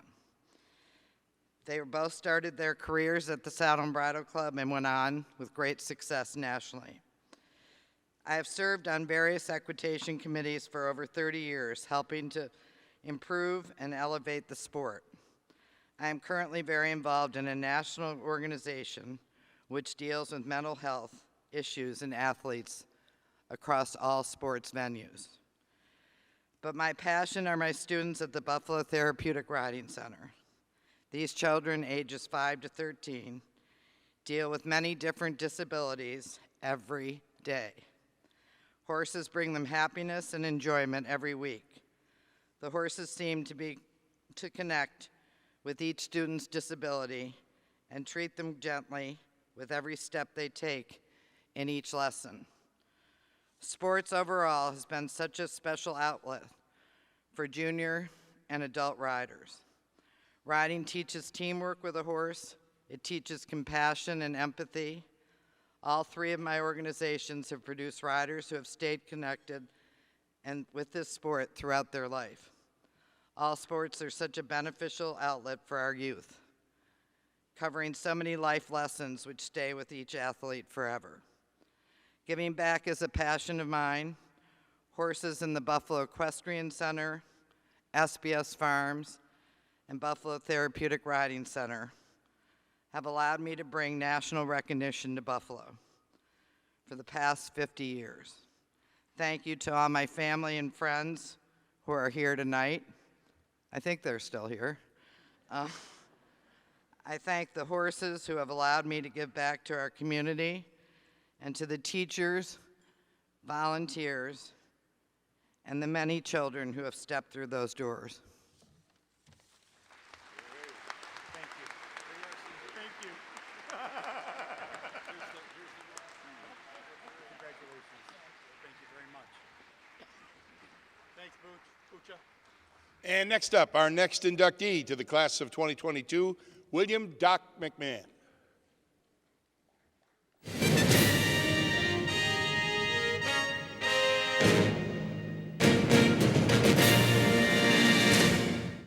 Every summer, the best amateur golfers in the world descend upon the Niagara Falls Country Club for the Porter Cup. Through the years, the Porter Cup has hosted many of the stars of the game, greats such as Tiger Woods, Phil Mickelson, Dustin Johnson, Justin Thomas, Adam Scott, Ricky Fowler, Davis Love III, David Duval, Tom Lehman, Hal Sutton, Justin Leonard, and many, many others sharpen their skills at the tournament. The success of the annual event is based on the foundational work of William Doc McMahon and the tournament's early leaders. Doc brought in the best amateur players not only in the United States and Canada, but from Australia and Asia as well. Doc was a great guy because he had tremendous respect for amateur golf and took a lot of time to perpetuate it, said Buddy Minucci, a longtime Porter Cup player and a friend of McMahon's. After his death in 1995, McMahon's favorite spot on the course, where the 3rd, 4th, 6th, and 7th holes are clustered, was dedicated as Doc's Corner. There's a small monument along the cart path to mark the spot. McMahon, who was a flight surgeon for the United States Air Force in the 40s, served as the tournament director for the Niagara Falls Country Club and the Porter Cup for 17 years. He also served as the chairman of the Porter Cup. McMahon was active in the Buffalo District Golf Association and served as that organization's president. The award for the low mid-amateur, the William J. McMahon Award, is named in his honor. Tonight, William Doc McMahon takes his place in the Greater Buffalo Sports Hall of Fame.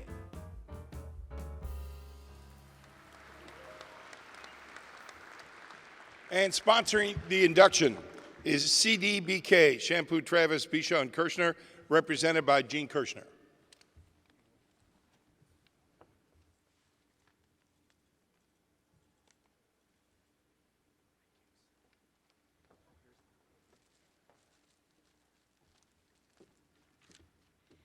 Good evening, and I'd like to congratulate all the inductees tonight, and in my father's very humble, quiet way, he would say, thank you so much for this honor. Good night. Thank you.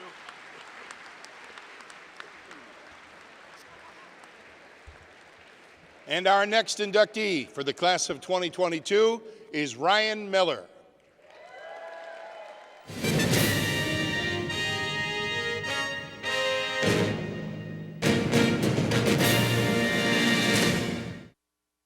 When Ryan Miller first put on a Buffalo Sabres jersey, his resume already included an NCAA record, 26 career shutouts, the 2001 Hobie Baker Award as the best player in college hockey, and the 2001 Big Ten Jesse Owens Men's Athlete of the Year.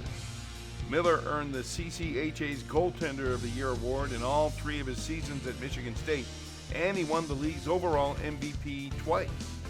Miller split his first 3 professional seasons between Buffalo and Rochester, and by 2005-2006, it was Miller time. He had established himself as the top netminder for the Sabres. In his 11 seasons in the crease in Buffalo, Miller racked up 284 wins, the most in Sabres history.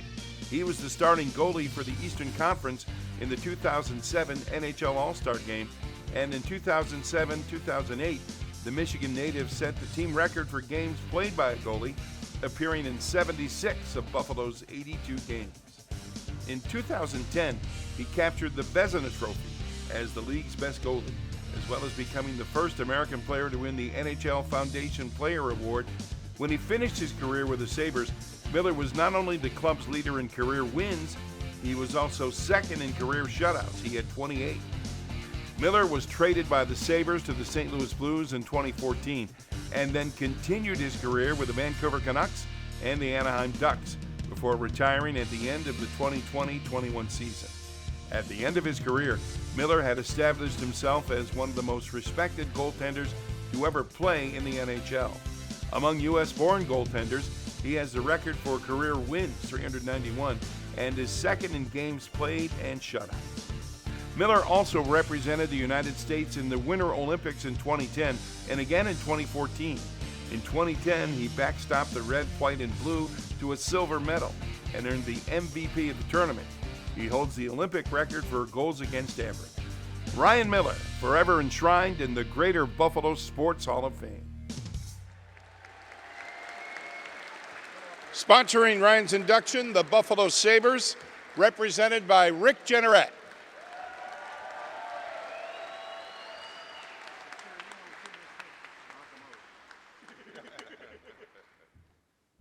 Should just let RJ take it from here, huh?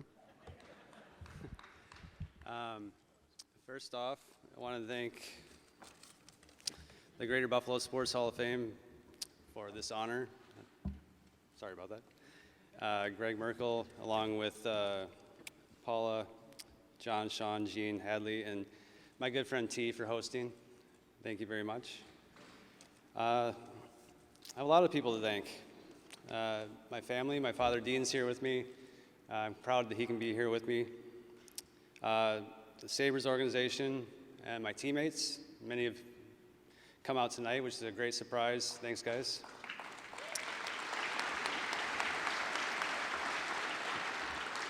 A special shout out to Roswell Park, who also come out tonight and support, so I appreciate the support. And it's funny because everyone here is kind of from Buffalo, right?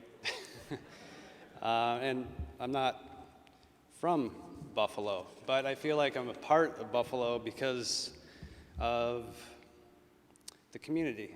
Yeah.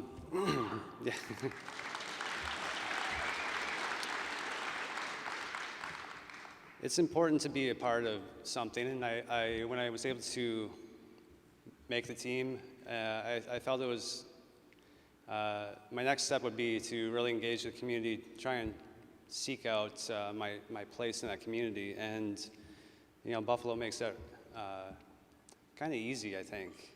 People are very welcoming and excited, and they're ready to get behind you and whatever your endeavor is. You can see how many people who are up here sharing this honor with me.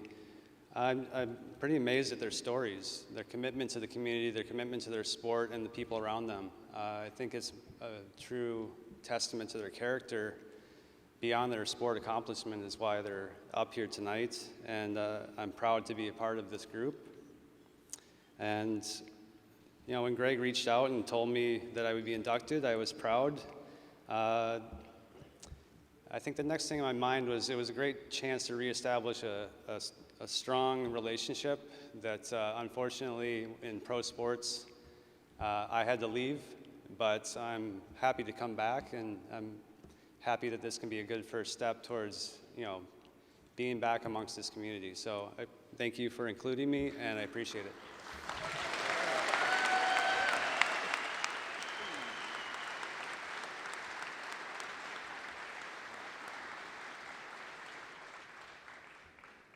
I think I would be terribly remiss if I didn't thank Ryan Miller!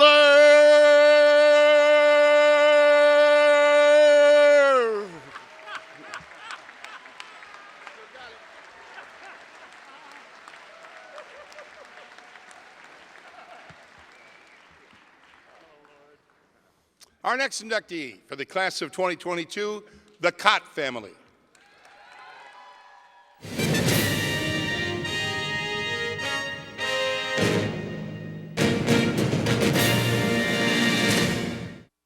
One of the most prolific and competitive families in Western New York history, Orville Sr. and his sons Ed, Orv Jr., and Marty Cott made their names on the baseball diamond, the hard court, and on the gridiron.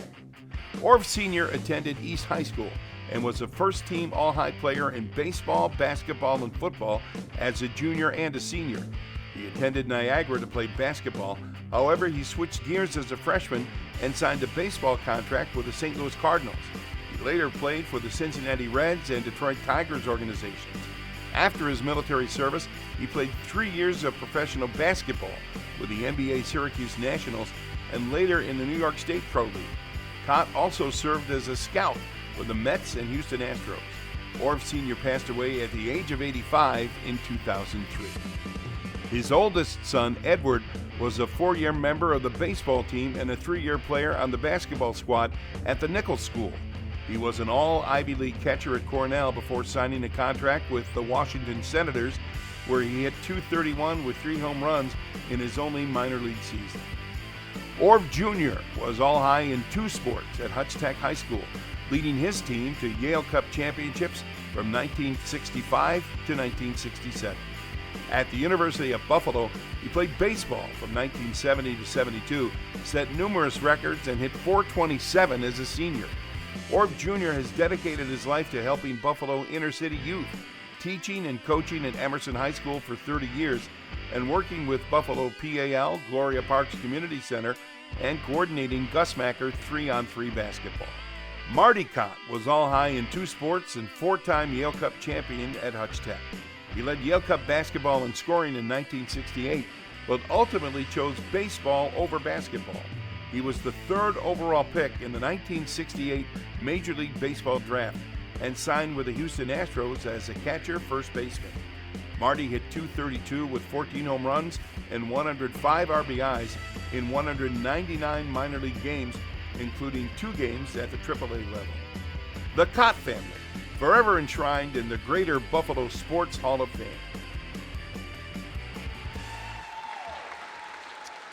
And sponsoring the induction of the Cott family, Jeff Liebner and the Police Athletic League, represented by Nakia Kemp, Executive Director of the PAL.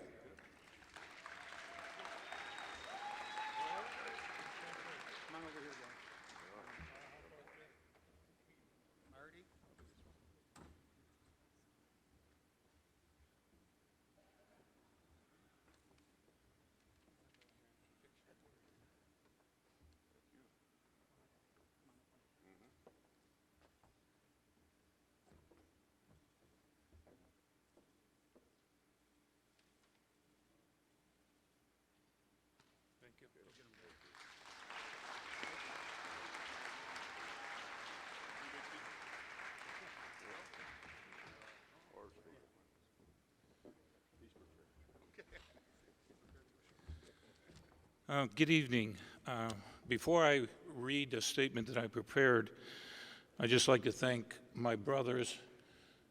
For the 70 years or so we've been on this earth, we've fought like dogs and cats, but like the old cartoon, when we need each other, we were like rough and ready. We still fight, we still call each other names, but the competitiveness we had, were playing with or against each other. Our backyard was a battleground. A lot of times we got sent to our rooms just over the dinner table. And I just like to thank them, and I appreciate them. And now the prepared statement. On behalf of the Cott family, we'd like to extend our sincere gratitude to the Greater Sports Hall of Fame for the outstanding honor of our family being inducted into this prestigious assembly. We, the 3 sons, would like to thank our parents and grandparents, teammates, and friends for all the love and support they've given us over the years.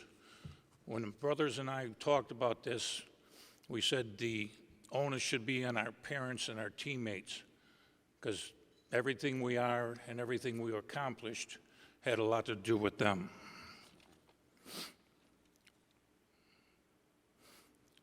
Our dad had a lot of sayings. One was, it wasn't the apple on the tree that started everything, it was the pear on the ground.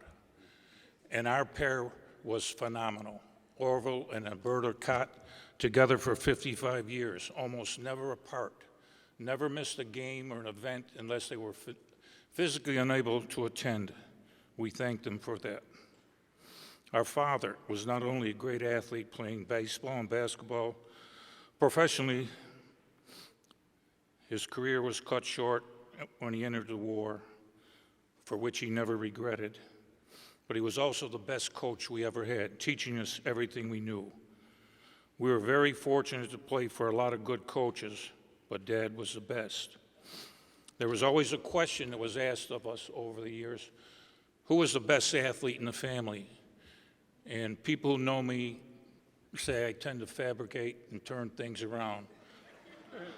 But without question and without hesitation, the greatest Cott athlete was Orv, which was Orv Sr., my father. Okay, to our sports families, Nichols, Hutch Tech, UB, and Cornell, you all played vital roles in helping us to enhance our skills. But most of all, the camaraderie and support we shared blossomed into lifelong friendships. The athletic success of the Cott family would have not been possible without the coaches and players for whom we participated. Dad had another saying: if you want to be the best, you have to play against the best. And we were blessed to compete against some of the greatest players we played with and against, and some of the best teams in the history of Buffalo amateur sports. We'd like to single out a few of those teams. The 67 AAA BA Transit Pavings, which finished second in the national tournament. The 1970 Sloan Bruins, who won the National Amateur Baseball Tournament, and the 1971 University of Baseball team, which went to the Eastern Regionals, almost making it to the College World Series. Why do we single out those three teams? They were made up almost entirely of players from Western New York. We lost to the Leones of Baltimore and Johnstown. Not only did they not have a player on the team from Baltimore, they didn't have a player on the team from the state of Maryland.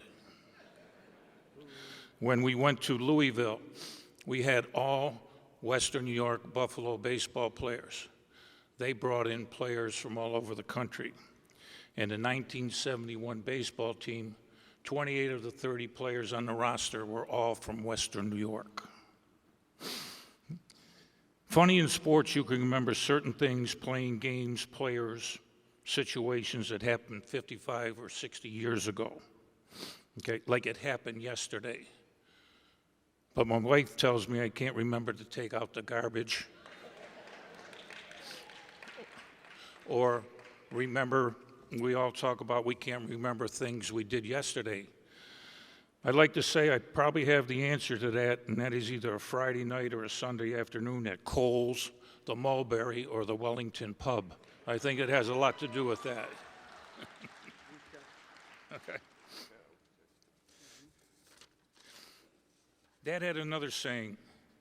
It was very hard for Western New York baseball players to get the recognition they deserve because there were so many good players, and it was hard to stand out. We, the Cott brothers, can concur with that. There were so many great players that we played with and against. And in conclusion, the Cott family is truly appreciative of all the love and support from everyone and guidance that our parents and grandparents, the wisdom and direction given by Pops, especially his passion and respect for hard work and attention to detail that were our guideposts for athletics in life, the commitment and talents of all of our coaches, and we would be remiss if we didn't acknowledge the city of Buffalo itself and its character, its blue-collar work ethic, the strength and resolve of its citizenry, and the spirit which proudly flows through the souls of the people. And participating in Buffalo sports in the 60s and 70s as children of the Depression era and World War II parents, we, as well as all of those who participate in Buffalo area athletics, grew up with virtues in us instilled from birth. We, the Cott brothers and family, as symbols of all the people who taught us coached us, participated with us and against us, and supported us. These special people also stand beside us as we are humbled and graciously accept this high honor.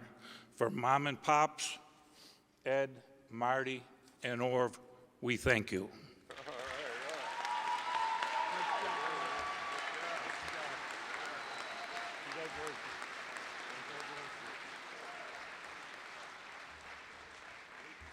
Our next inductee for the class of 2022, Emily Regan.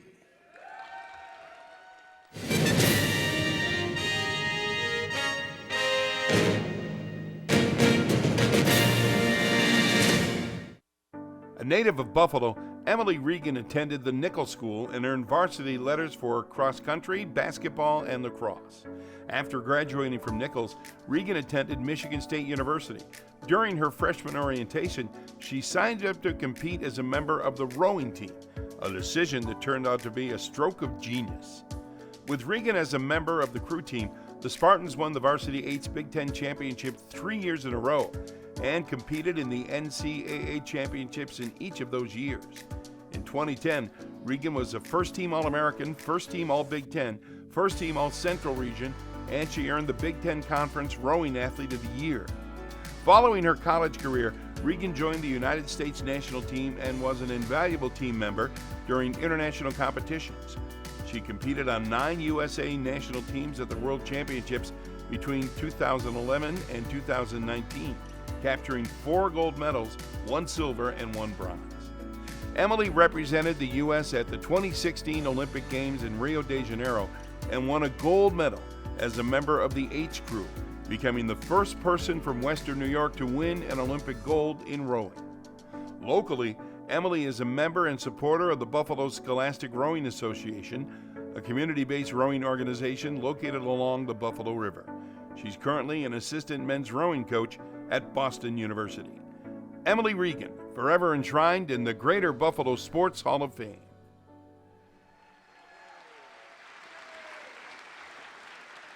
Sponsoring Emily's induction, Wells Fargo and the Buffalo Scholastic Rowing Association, represented by Sarah Gelman Carney.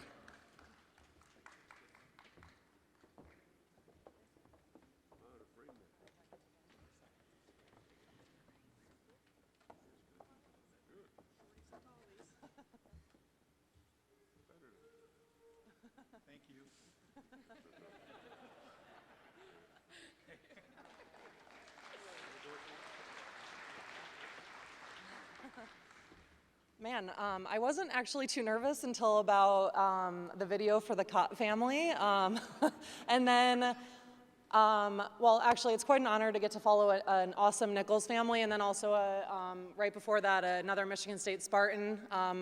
Ryan was actually playing for the Sabres in the early part of his career when I was at Michigan State, so I always rooted for him and the team, and so it's an incredible honor to share the stage with everyone here.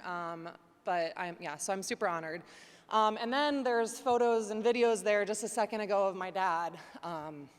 So I'm not gonna get too emotional, but I've been asked a lot what my first thought was when I found out, and this room actually has an incredibly massive gaping hole in it.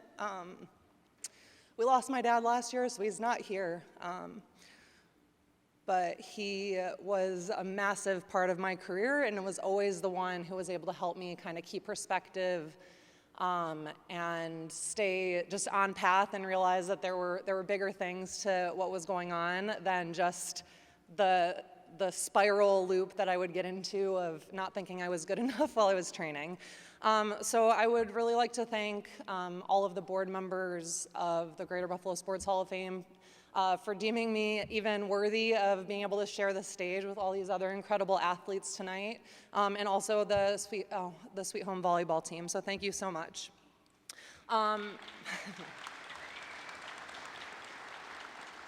It's also, I would say, a miracle that we are all here tonight. I actually did pretty much everything in my power to try and sabotage me ever picking up the sport of rowing. My first ever interaction with it was actually as the summer camp at Westside, and I did it for a month. And then in high school, I decided I wanted to play lacrosse. which I did for a few years, and I almost became actually a lot of young girls quit sports when they're about 14, and that is around when I quit swimming and was really trying to quit pretty much every sport I was in. But then we got to my freshman orientation at Michigan State, and my mom ran into the rowing booth and spent the entire rest of the summer telling me how I should pick up the sport. I proceeded to tell her no, no, no, no, no, until the day I moved into my dorm my freshman year with my roommate who was 5'1", which is the perfect size for a coxswain. And we went essentially just to appease my mother to try out. And then throughout college, many, many times, I also continued to try to quit the sport, but I was lucky to have good teammates and friends who kept me in it. I am also not a morning person at all, and for anybody who knows the sport of rowing, it requires very early mornings, and my roommate, who I roomed with my freshman year, would actually like to wake me up with shares if I could turn back time. And so that was always kind of a running joke for us. And through my entire career, there were ups and downs. And in 2014, I got to a point, 2 years before the Rio Olympics, where I thought that it wasn't going to happen. I was burnt out. I was stressed out, and I didn't want to be doing it. And in fact, every day at that World Championships, I probably cried. I can't say if it was every day, but it was probably pretty close to every day, and I was really burnt out. The next year in my career, I was fortunate to be in the women's 8 again, which won the 10th straight World Championship title or Olympic title, which is, looking back at now, I wasn't a part of every one of those boats, but it's just an incredible achievement by my teammates and coaches over those years. And that's the most nervous I've ever been for a race ever in my entire life. I could not eat a thing. I felt nauseous. I felt horrible.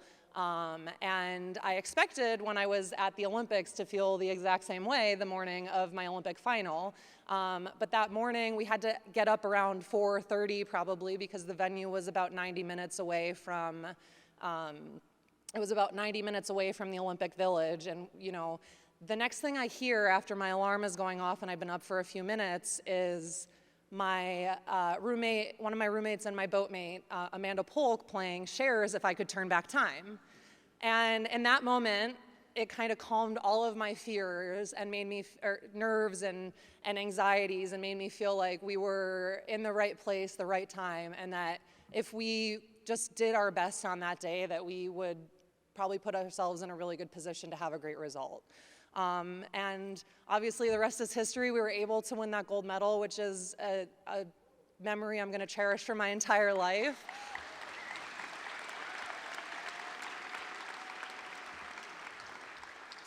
And now I'm grateful to get to sort of break some glass ceilings on the coaching side and be coaching a men's team. And every time someone comes up to me asking if I'm a coach of the women's team, I get to proudly say, no, I'm actually coaching the men's team. So that's pretty special for me now.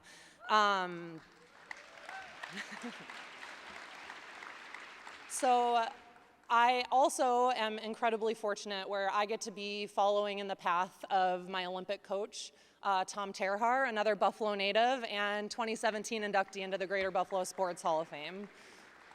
So that's a really special, proud thing. And he's actually not here tonight because he's now, instead of coaching the national team, he's now coaching the Columbia men's rowing team, which means he's now my competitor. So I got to get back to work on Friday morning to get our team back in shape.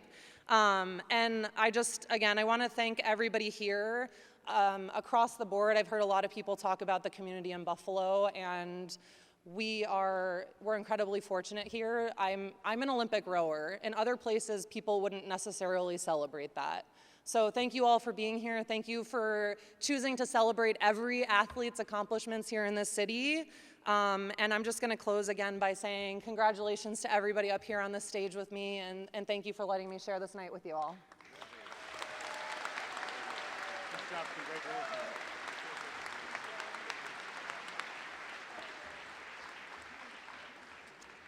And tonight, our final Hall of Fame inductee for the class of 2022 is Jim Nowicki.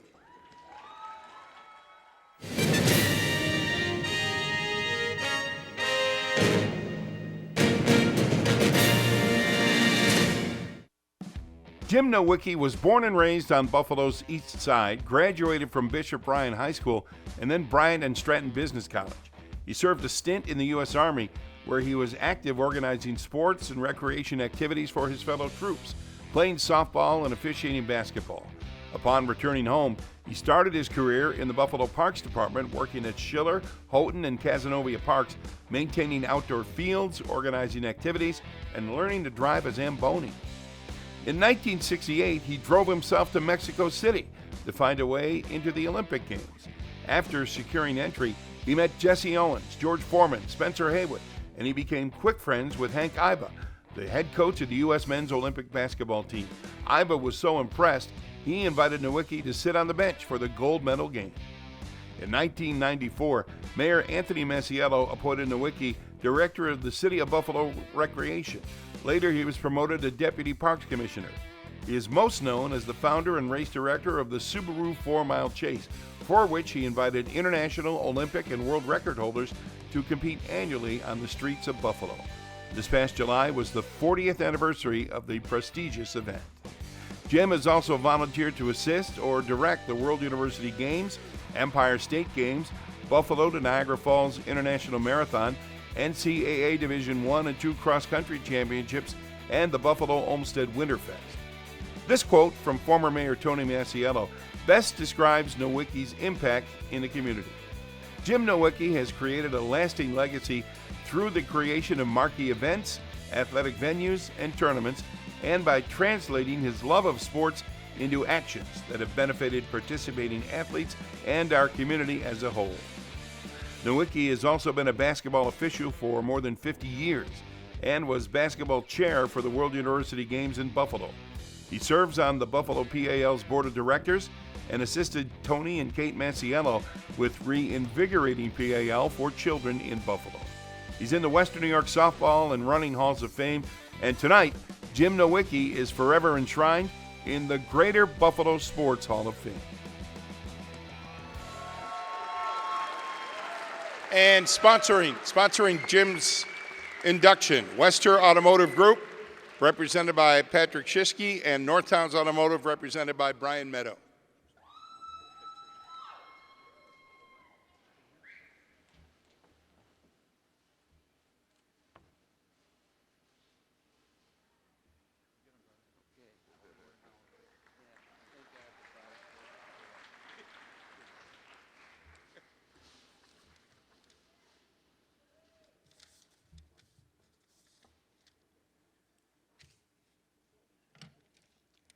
It's an honor for me to stand before you tonight and accept this induction into the Greater Buffalo Sports Hall of Fame. It's a privilege of a lifetime. I would like to accept and share this award tonight with everyone who has helped me throughout my career and who has trusted me to make a difference in the city of Buffalo. Tonight is especially special because I get a chance to share this moment with my three good friends, Ed, Marty, and Orv. Congratulations to you and your families and to my fellow inductees. This award is not achieved alone. I would like to thank the Subaru Distributors Corporation, represented tonight by Brian Meadow of Northtown and Patrick Shiskey from West Hare. Thank you guys for your 35 years of support and sponsorship of the Subaru Buffalo 4-mile chase. That in itself is unheard of in today's sporting world. Thank you for your confidence, support, and sponsorship. I would also like to thank my two good friends, John Spadafora and Tony Masiello, and my nephew Brent, for nominating me for induction into the Greater Buffalo Sports Hall of Fame. My nephew Brent lives and works in Switzerland, and he came here tonight just for this occasion. Thank you.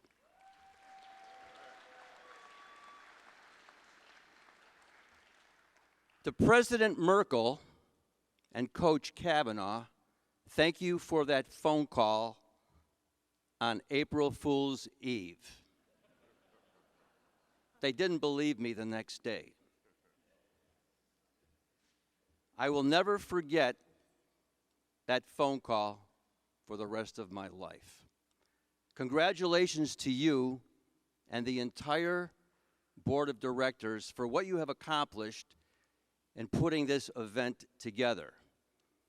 It's a 32-year tradition and celebration of Buffalo sport.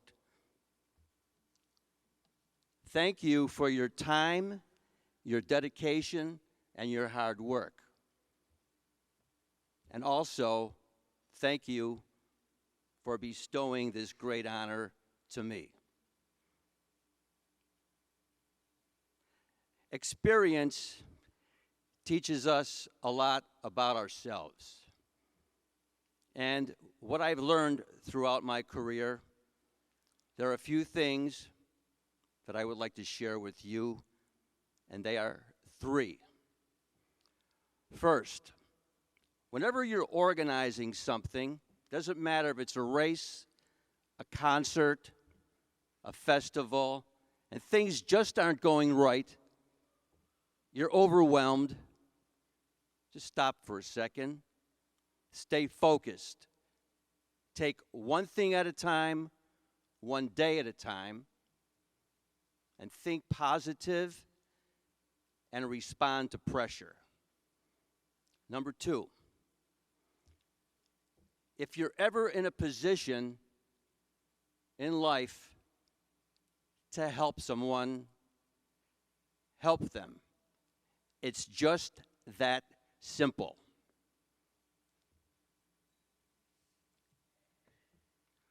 We all have a chance to make a difference. Let's not lose that chance. And finally, and this is my favorite, never pass up the opportunity to spend quality time with your family and friends. The things I have accomplished in life, I owe to the people around me. Cherish the people and cherish the moment. Thank you again for this wonderful evening and moment, the moment I will cherish forever. Thank you very much.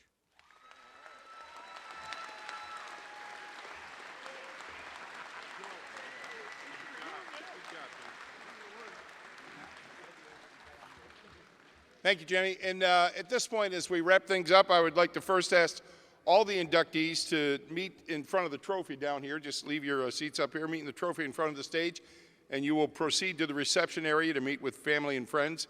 As we wait for them, let's give the class of 2022 a final round of applause. Give it up for them. Go ahead. Yep, right down front. Okay.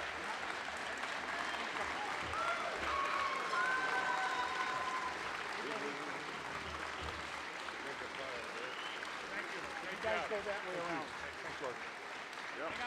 Thanks, Ed. Thank you. Good job.